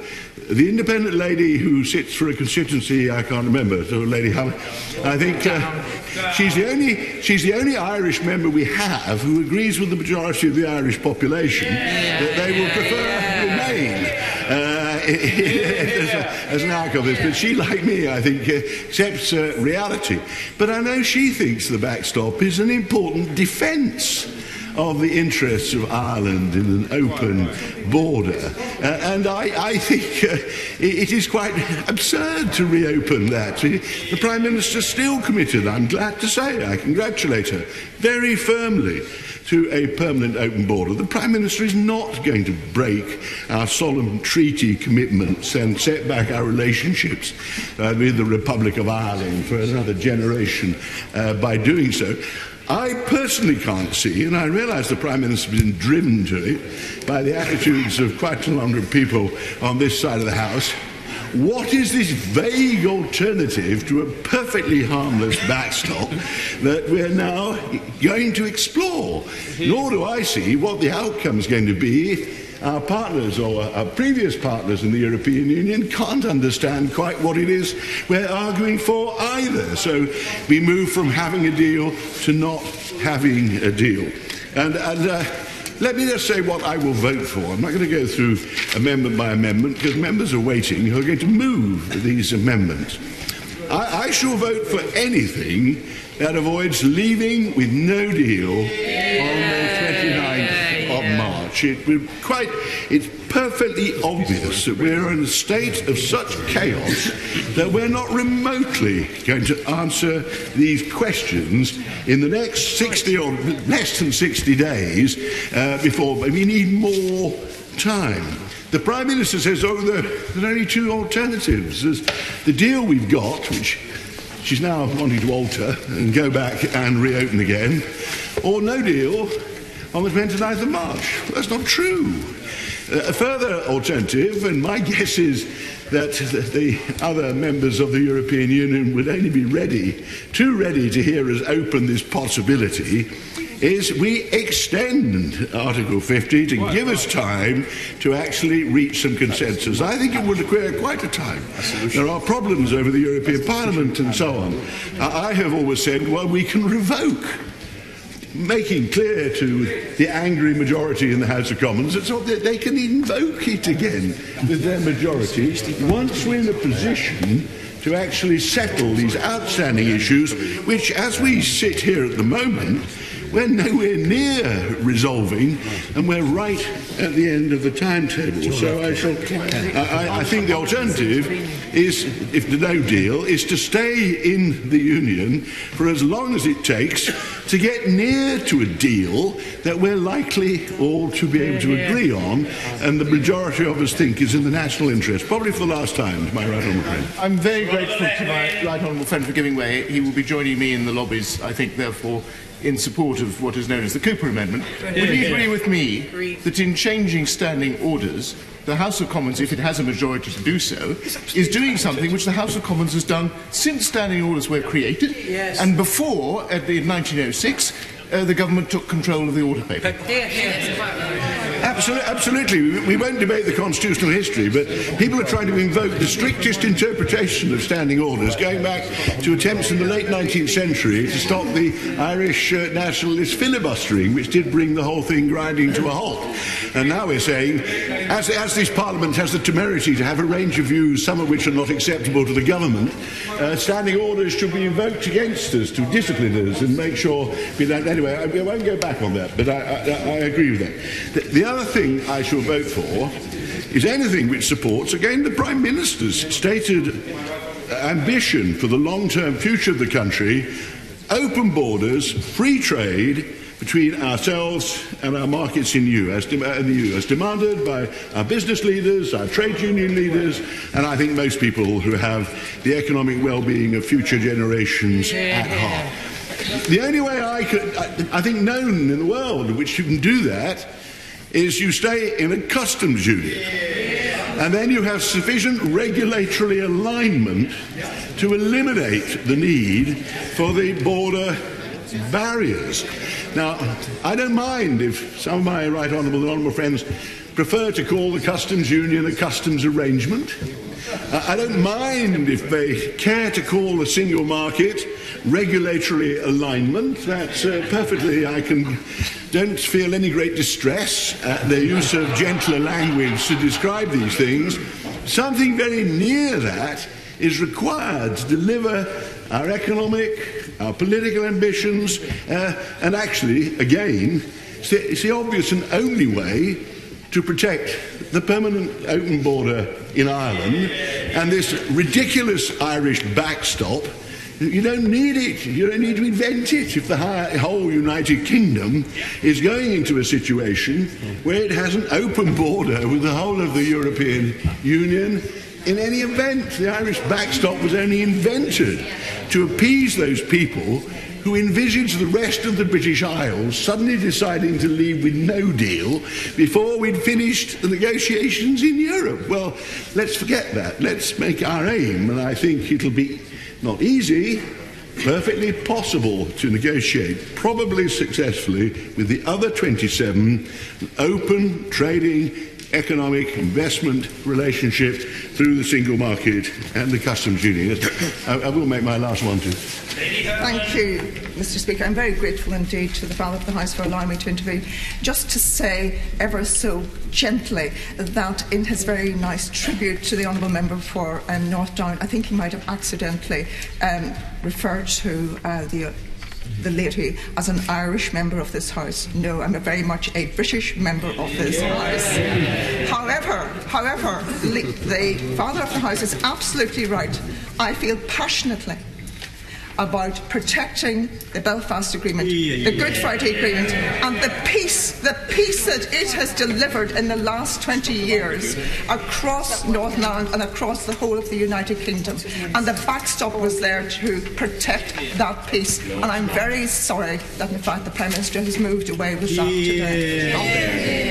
Well, I apologise, Honourable Lady, but I must explain to her, I refer to her and her colleagues as an Irish Member of Parliament in the same way I would refer to myself as an English Member of Parliament, or perhaps a colleague as a Welsh or a Scottish Member of Parliament. She's Northern Irish.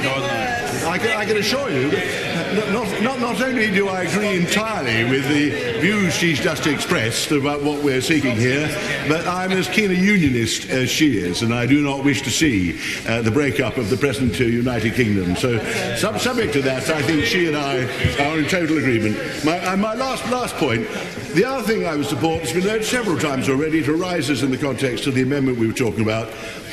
The government obviously should no longer resist this House having indicative votes. It is absurd that some of the more obvious things we've been trying to get a debate and a vote on for months now, and as time goes on, the government's still trying to make it difficult to have a vote on them. And then when we have them, no doubt the government and the front bench will start imposing three-line whips on everybody to take a particular narrow focus to try to take us all back towards the failed withdrawal agreement or the rather confused front bench policy of the Labour Party, making sure we shoot down every other sensible proposition. I think there are quite a lot of sensible propositions flying around the House, superior both to the policy of the government so far and certainly superior to the policy of the Leader of the Opposition. But the indicative votes, so that in the time available to shorten the delay further, we actually get an expression of will, an instruction to the government about the nature of the long-term arrangement we want is what we want. Going back to where I started, if we are to strive to restore confidence in our political system, our political institutions, above all this House of Commons, I think the circumstances of the moment mean that we have got to do that and make sure an outcome of that kind emerges, because if this shambles goes on much longer, I hate to think where populism and extremism will take us next in British democracy. Mr. Ian Blackford. Thank you, Mr. Speaker. As always, it's a pleasure to follow the right honourable gentleman from Rushcliffe, and I look forward to spending a considerable amount of time with him in the lobbies this evening as we vote for what I think will be amendments that offer hope to the people of all these islands. Mr. Speaker, I want to impress upon the Prime Minister the decision of the people of Scotland in the 2016 referendum and what she must now do to respect their wishes. In 2014, the Scottish Tory leader, Ruth Davidson, during the Scottish independence referendum, promised that voting no meant that Scotland remained in the EU. But Scotland didn't vote for a Tory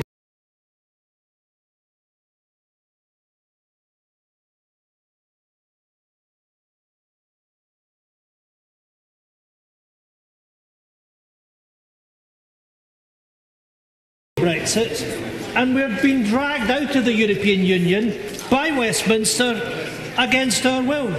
And yet the Prime Minister talks about this being a family of nations, and Scotland's voice would be respected. Where is the respect for the views and the wishes of the people of Scotland that have demonstrably said that they wish to remain as EU citizens? I'll give way on. I'm grateful, the Right Honourable Gentleman, for giving way. Isn't it, in fact, a reality that in polling in Scotland, the European Union remains more popular with the Scottish people than the United Kingdom? And that is something that should be heard loud and clear in this place. The European Union is more popular with Scots than the United Kingdom. Well, indeed, that is correct, and of course it's little surprise because the European institutions show respect to the people of Scotland, something this government doesn't.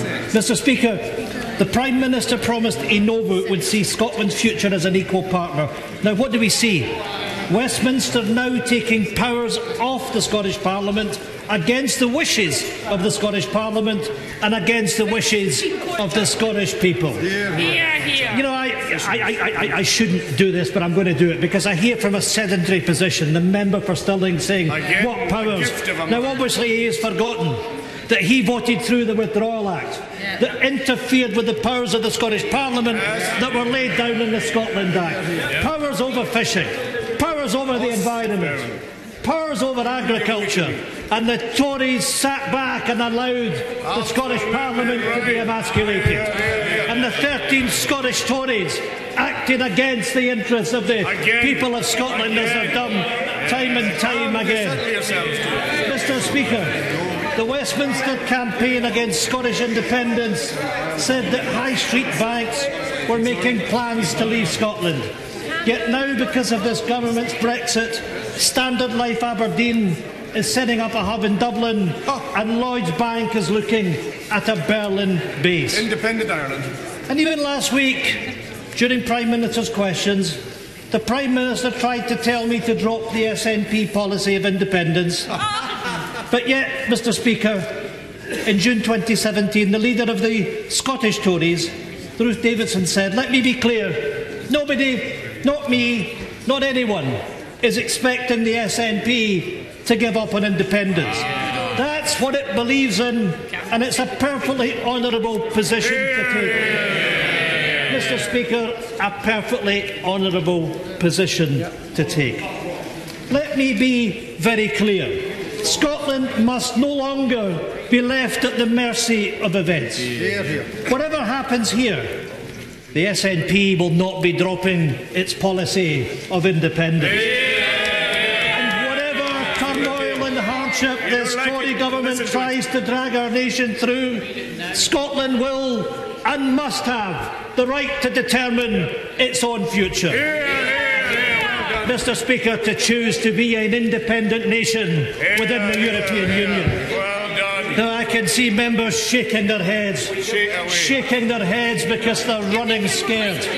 Like the Prime Minister, they fear they would lose an independence referendum. Well, Mr. Speaker, the Scottish people are sick and tired of being told that what the Prime Minister wants them to do. Scotland needs are much more important than what the Prime Minister wants. Scotland needs the power to take its own decisions. That's the only way we can stop the Tories driving us off the cliff edge and into disaster. I'll happily give way. I thank the Right Honourable Gentleman for giving way. He made the point that the Scottish people should have what the Scottish people want. Did the Scottish people indicate their want to remain a part of the United Kingdom?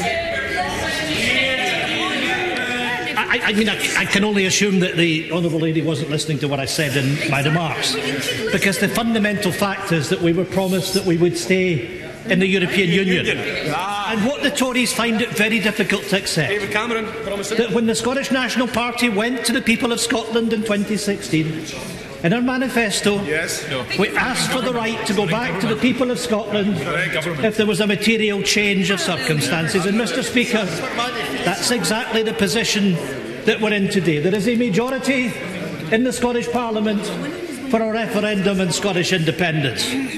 And yet what we hear from the Conservatives is now is not the time, disrespecting the mandate that the people of Scotland gave to its elected parliamentarians. And I'll say this to the Conservative benches. If our First Minister calls for a Section 30 authority based on democracy, then this House must respect the will of the Scottish people.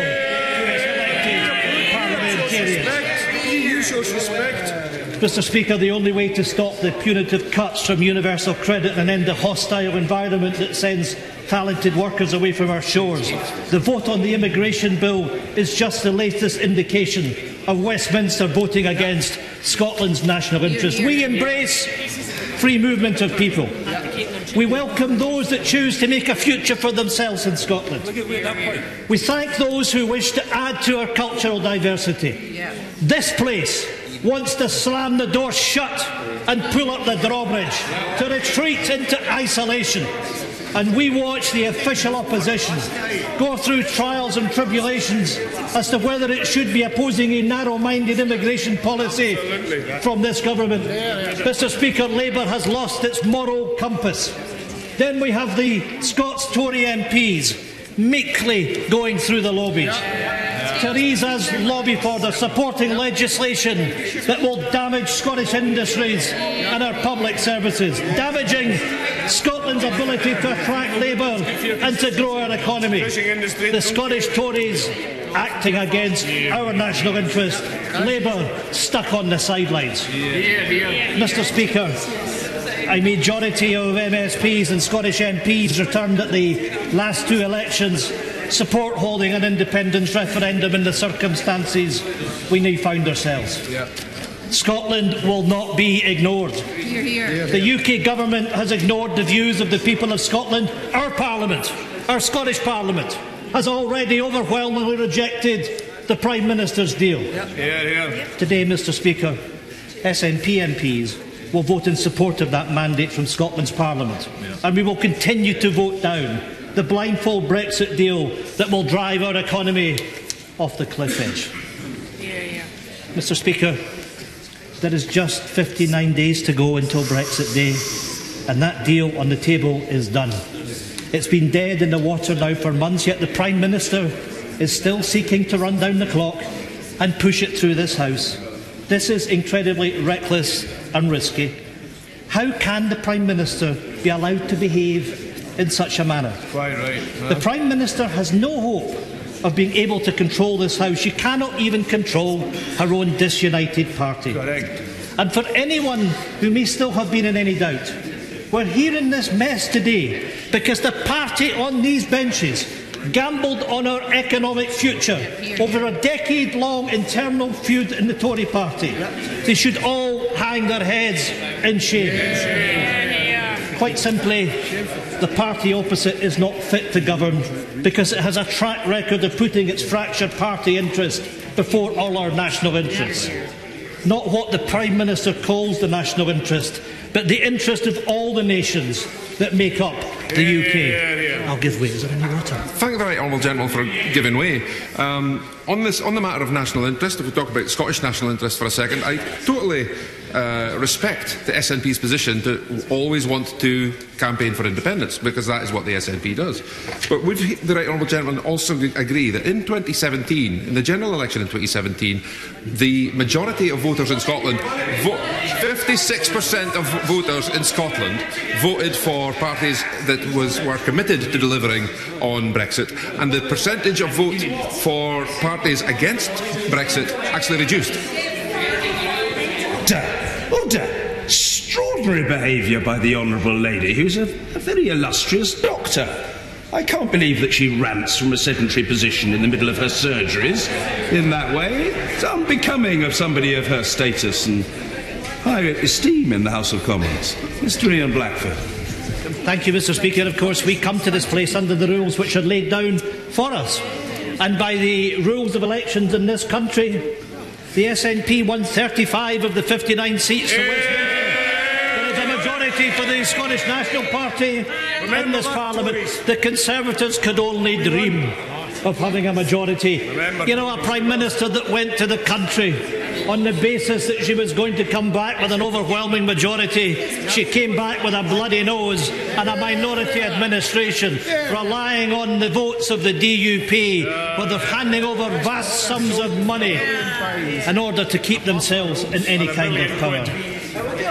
Mr. Speaker, today the Prime Minister faces a vote on her motion with the threat of resignations overshadowing the debate. We know that senior ministers have refused to rule out resigning if no deal is not taken off the table. And, Mr. Speaker, we know that politicians play a slow game. Time is actually running out for businesses. The Honourable Member for Luton, the Business Minister, has said that the Prime Minister's attempt to put pressure on moderate MPs to back her deal to avoid a disorderly Brexit was a disaster for business. The Chief Executive of Airbus, Tom Enders, said that business could be forced to redirect future investments in the event of a no deal. And the Chief Executive of Siemens, Jürgen Meyer, said that the thing all of us won't be able to manage is no deal. And now we hear from the British Retail Consortium warning of food shortages, warning of empty shelves. Just dwell on this. Sainsbury's, Asda, Marks and Spencer, the Co-op, Waitrose, Cost Cutter, all warning of not being able to have sufficient supplies, of shelves lying empty. Mr. Speaker, we are used to seeing images of empty shelves in war-torn or failing states.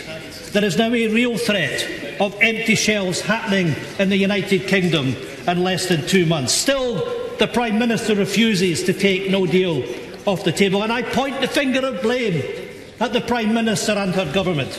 The primary responsibility of any government is to protect its citizens. We have a massive failure of leadership. Food shortages and shortages of medicine that would be a response to the failure of this government if they were to happen. There is genuine and heartfelt fear and alarm from some of our biggest businesses. Can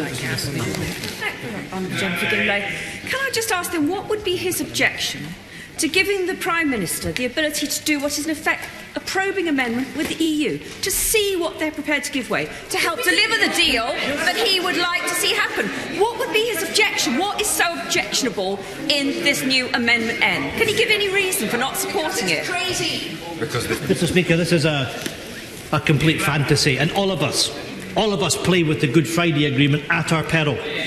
The peace in Ireland has been hard won, and the European Union has reached agreement with the UK on the Prime Minister's draft deal on the basis of making sure peace in Ireland has been hard won. And the European Union has reached agreement with the UK on the Prime Minister's draft deal on the basis of making sure that we enshrine the Good Friday Agreement. None of us should be playing with fire and seeking to unwind the Good Friday Agreement, because that's the effect of what would happen. It is the height of irresponsibility to go down that road. I'm going to come on to the backstop in more detail later on, and I will cover it. The Prime Minister could make it clear today that she will bring measures in front of Parliament to rule out no deal. Prime Minister, that is in all our national interest. Remove the threat of supply shortages. There is a threat to food safety. Remove it today. On that point, I'm grateful for my right honourable friend for giving way. Isn't it also a fact, in addition to all of those companies who've issued these warnings, that the Road Haulage Association have been saying for over a year that this is madness to actually look at a no-deal situation, and that actually what will happen is that those people at the furthest reaches of the supply chain, my constituents, his constituents, will be those who are worst affected by this no-deal scenario that the government are hanging over the heads of this Parliament and the people of all the nations of the UK. My honourable friend is quite correct. We have integrated supply chains on the basis of the single market, which has been in place since the 1990s, and there are very real and very real threats that exist to food supply on the basis of no deal. It is a height of irresponsibility for the government not to rule that out. I'll happily give way. I'm grateful to him for giving way, because he's making a really powerful case about what no deal could really look like. And amongst that, he said that there could be food shortages and, crucially, that food prices could go up. Does he share my anger, really, with the voices behind me that he perhaps didn't hear? But when he was talking about food prices going up and the fact there could be food shortages, the people behind me were saying, well, let them go to the chippy instead. Does he share my anger about the way in which our constituencies would be affected by a no deal? I'm sorry to hear that was a remark that was made. And, you know, this is a really important debate, and I think there's a responsibility that we take these issues seriously, each and every one of us. Mr. Speaker, I want to make some progress, and I will take some interventions later on. The Prime Minister will do nothing. She remains in office, but not in power. Transfixed like a rabbit caught in the headlights. A failure to deliver leadership. To use a food analogy, the Prime Minister is past her sell-by date. Focused on backing MPs into a corner with options only of her deal or no deal on the table is ridiculous, and I urge members to resist the pressure. We cannot allow the UK government to run down the clock and bully MPs into backing this terrible deal. Pretending there is a binary choice between her woeful deal and a catastrophic no deal is completely reckless. Mr. Speaker, it is false. It is not the case, and members must have the courage to stand up against that. We have the power in this place to send this shambolic deal packing. We have the power to amend this deal to protect all our citizens. We have the power to end this charade. So members on all benches, have courage, have conviction, and have some integrity. Do not send our economy off the cliff edge with this deal or with no deal. I'm grateful he's given way. He's made some very powerful points, quoting the voices of business, saying that there should be no deal. And I also believe there should be no deal, and I believe there should be a deal. But does he also accept that those same voices of business, giving evidence to select committees of this House, have said, for the very reasons he's giving that there should be no deal, that we should be supporting the Prime Minister's deal with the European Union because it provides for an orderly and smooth Brexit? I'm afraid from the businesses that I speak to, they recognise the benefits of the single market and the customs union. There is no Brexit option which is going to leave us better off than the status quo. And I'm going to come on to the economic arguments about this, because the job of all of us is to protect the economic interests of our citizens. And Brexit is going to lead to a situation where there are going to be job losses throughout the United Kingdom. We've already seen the news from the European Medicines Agency, from the European Banking Authority. They've gone. We've seen the news from Jaguar Land Rover and others. And it is the height of irresponsibility of politicians on the basis of ideology to threaten the economic circumstances of their citizens. Because that is what is happening because of the Tory party myopic view of Brexit and leading all these nations out of the European Union. I'll take one last intervention, then I must move on. Gentleman for giving way, but may I gently say to him, we will soon have only 3 hours left of debate, and there are 3, 4, 5, 6, 7 amendments and many backbenchers, I'm not one of them, who wish to make a speech. And I will tell him I look forward to joining him in the lobbies this evening on many of these amendments, and many of us are grateful for his support. Well, I'm grateful to the Right Honourable Lady for her intervention. I have to suggest to her that it is the Prime Minister that sets the timeline for this debate. And what I'm doing is I'm speaking as the leader of the third party, as I'm entitled to do so. And I might ask the question, since it's been raised, is where is the Prime Minister and where is the leader of the opposition? One last time, and then I must make progress. I thank him for giving way. Going back to the intervention Ron Wimmer for Stirling, is it not insane to talk about an orderly Brexit by agreeing to the Prime Minister's so-called deal? Because all it does is put stuff into a transition period for that period of time where we don't know what's happening. And even the Prime Minister is now arguing she needs to go back and change the backstop. So there is no orderly Brexit and there is no deal to actually agree. Indeed, and of course the government likes to talk about an implementation period. And of course, you have to beg the question, what are we implementing? Because the only thing the government's come forward with is a deal to leave the European Union. And the future relationship between the United Kingdom and the European Union is to be left to the future, and there's no knowing how long that will take. There's supposedly, according to the papers in front of us, a 2-year period, but many believe that it could take 5 years, perhaps even longer than that. There is no certainty with what this government is bringing forward. Mr. Speaker, we have still not seen any economic assessment of the government's deal. Either the Prime Minister hasn't instructed her government to conduct one, or the reality of the hardship of her deal will bring is why the government will not publish it. Mr. Speaker, we are being asked here again to vote for a blindfold Brexit, to sleepwalk into the future, without the facts and analysis from this government of what the deal means for our economy. In fact, it is an insult to this House and each and every member in it. I say to the Prime Minister, and I hope she reads about it in Hansard since she's not here, that will she publish the details of the impact of her deal on the economy and contrast it with the status quo. Mr. Speaker, if the government refused to end their shroud of secrecy and publish an economic analysis, let me remind the House of the facts.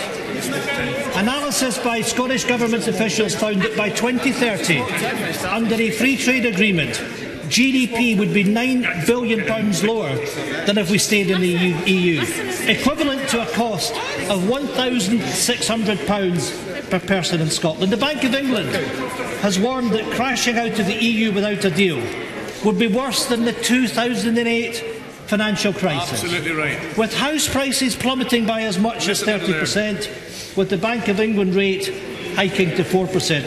Brexit uncertainty is already damaging our economy. Absolutely right. To the tune of £600 per household per year. Jobs are at risk. Investment is at risk. Our economy is set to be weaker and smaller. Mr. Speaker, how can any members in this House countenance that? We have been elected to protect our citizens and punish them. Brexit will inflict undue pain across all parts of the United Kingdom. With this deal or no deal, our constituents are set to suffer. We cannot allow that to happen. Brexiteers argue that we will be okay without the internal markets of the EU. Some Brexiteers are in cloud cuckoo land, harping back to the past. Well, I say to them, it's over. Let's look at the facts. The UK's trade with County Cork is worth almost as much as its entire trade with South Africa. Wow. Trade with Ireland is worth more to the UK than trade with India, Japan, New Zealand and Australia put together. And as Scotland's place in Europe demonstrated, even if the UK signed agreements with the 10 biggest non-EEA single-country trading partners, including the USA, China and Canada, a process that would take many years, this would only cover 37% of Scotland's current exports compared to 43% that go to the EU. The idea that we will be better off outside the European Union is a fallacy. I thank the right member for giving way. If trade volumes are the principal determinant of policy in this area, wouldn't he agree that given 61% of Scotland's exports comes to the rest of the UK and only 17% to the European Union, the most important union for Scotland is the United Kingdom? Well,